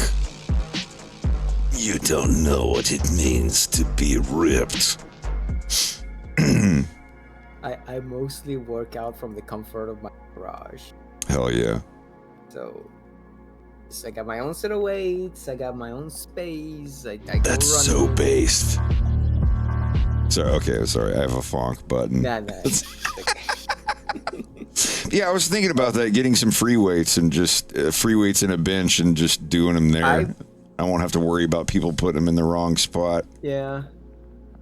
I used to just karate kid it, and I was just like the house was going on there, like not construction, but like they wanted to build, like they were doing some flooring and stuff like that. There were a lot of leftover bricks, and I would literally just put those bricks on a wooden crate, will pop out of my shoulder, and I will just walk laps around the house. Just do what Slava does and just all of his 2 liters of Coke and his milk jugs and stuff. He just saves them and fills them up with water and like runs a strap of cloth or whatever through them and lifts them up. I mean, it's weight, whatever works as long as you get that burn. Water is roughly 25 pounds, so yeah, it will work. Yeah. It's like having a single a single 25-pound dumbbell. And I personally think it's a little better when you do it like that, because the thing about the dumbbell is that the grip on the dumbbell is comfortable. But if you hold a box or you hold a bag, it's something that you commonly hold, and it's something that sometimes is not built for you to hold it in a certain position. Well, I just mean like if you don't have any money or there's not a Yeah. store around you or whatever. I'm crazy about like gripping things or not, because I do a lot of rock climbing as well, and it's like That's you know, it's like awesome. you can grab a ledge or you can climb a ladder, but like when you climb a rock, it's like some of those rocks are not meant to be held a specific way. It's like sometimes you gotta put your pinky finger around that chip and hold for dear life. It holding things that are heavy that are not comfortable to hold will actually increase your stabilizer muscle strength, Yep. and that's actually really helpful. And Ew. that in the long run can actually help out with your grip overall. Like I have had to start doing forearm exercises because as an example, I can do bicep curls with like, I think the max I've been able to do like 5 reps with is like a 40-pound in each hand. And that's like a struggle, Nice. but I think that that's because my forearm strength isn't strong enough to hold something that heavy for that long doing that motion. So I need to work on those so that I can up my range on everything else. My Yeah, I housemate, though, only- he's like half my size, and he can get like fucking 45s or 50s and curl with them at least 5 times, and I'm just sort of like, why? Just to spite you. Yeah. I have just the two little 10-pound free weights here at home, and that's what I use them for, is for like forearm stuff, and it's pretty nice. I also have like those, I don't know what you call them, like the little clamper thingers. You put them in your hand and you squeeze them and stuff. Vice grips. No. Like it is an actual like an actual exercising thing. It's like if you were holding a pair of pliers, but it's literally just for you to squeeze this resistance. It looks like this on stream. Like or kind of like And they got the little spiral thing. Yeah. I don't know why that's escaping me right now, what they're actually called, but like I just know that they do. They're for grip strength training or whatever. Yeah, you definitely feel it in your forearms quite a bit. It's really nice. a metal gripper, a grip strengthener. Yeah. Something like that. Oh, look at us talking about fitness into the wee hours of the morning. We're so healthy and responsible. We're so hardcore bases. Fuck.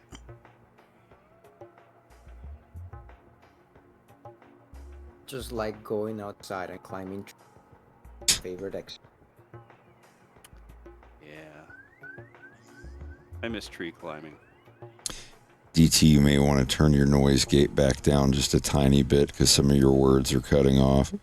Oh, okay. I don't know. If whatever it was on and whatever it's on now, like try the average between those two.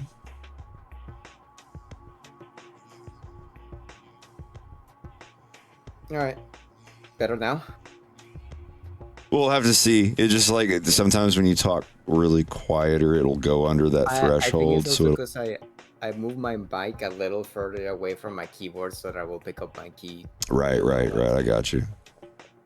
Yeah, we were helping Jack with that the other night because he had just gotten his new microphone.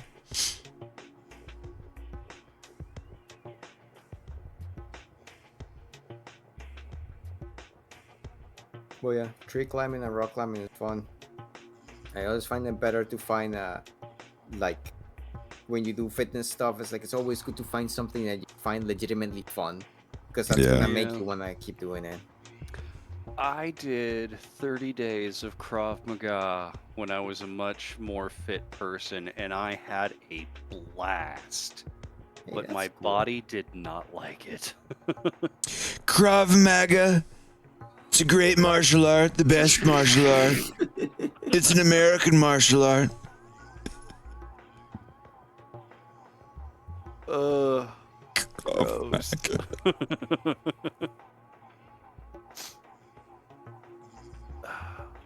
No, but it was seriously a lot of fun because very engaging with your fellow classmates when you do that sort of thing. It has to be your trying to learn how to defend yourself in a very different sort of way. So you have to not necessarily full on hit somebody, but you have to have like contact, and somebody's holding a pad and you hit it as hard as you can.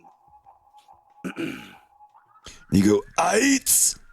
Grits! Aights!" Or like whatever. Oh, I want grits. I could eat some grits. I could eat some grits. But yeah. No, there's this one guy, and he would do the elbow, like break the board thing with his elbow, and he would always go, "Greats!" Like, I heard like some noise that sounded like that. One of my favorite bodybuilders that I follow on YouTube or whatever, he has this habit of when he's doing his rap, he goes, it's just like, he's even commented, it was like, yes, I know I may make fucking weird sounds when I lift, it's just what I do. But yeah. He's saying crits for critical hit.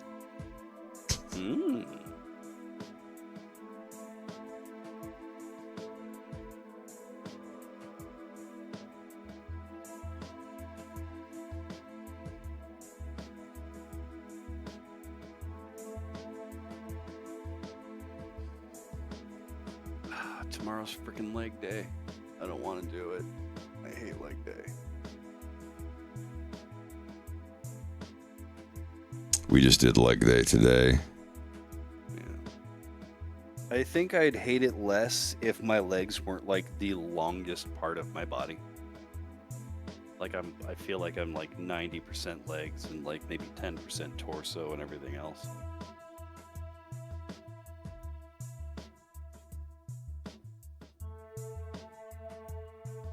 But my thighs aren't flabby, so I'll take it.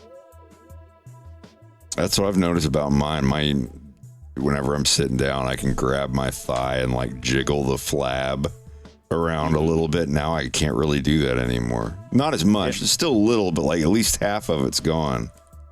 If I let my leg relax, like it's still got some jiggle, but the moment that I flex, there's nothing to jiggle. Same thing with my ass, really. But that's a different story.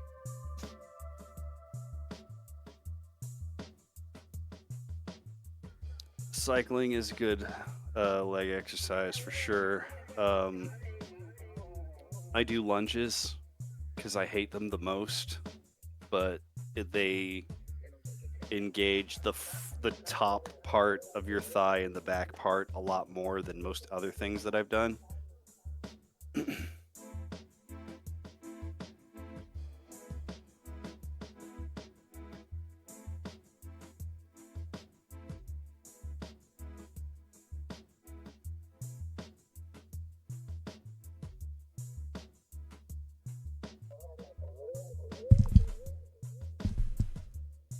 I actually miss rowing. That was a great full body workout for cardio.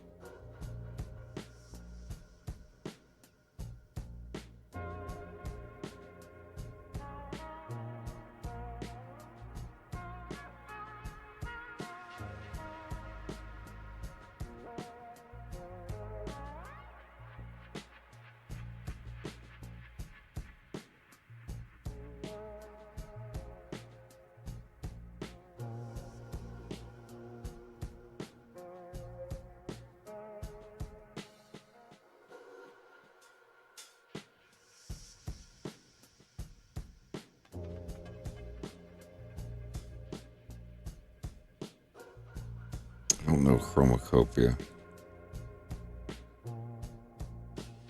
A horn of plenty.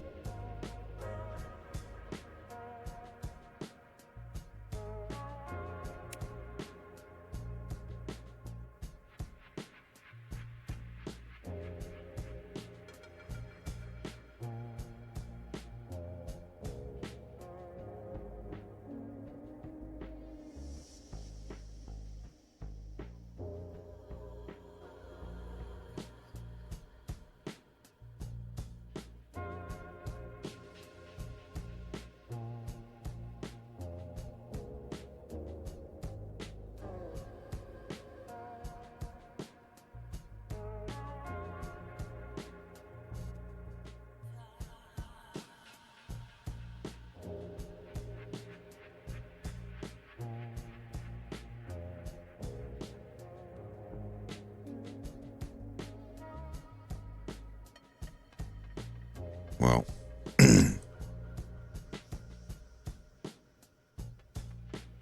God at least got his 3D model animated for this part.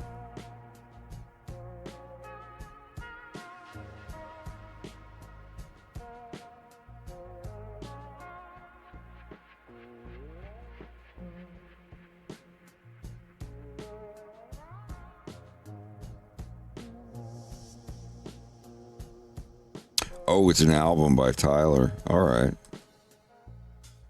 I hear you.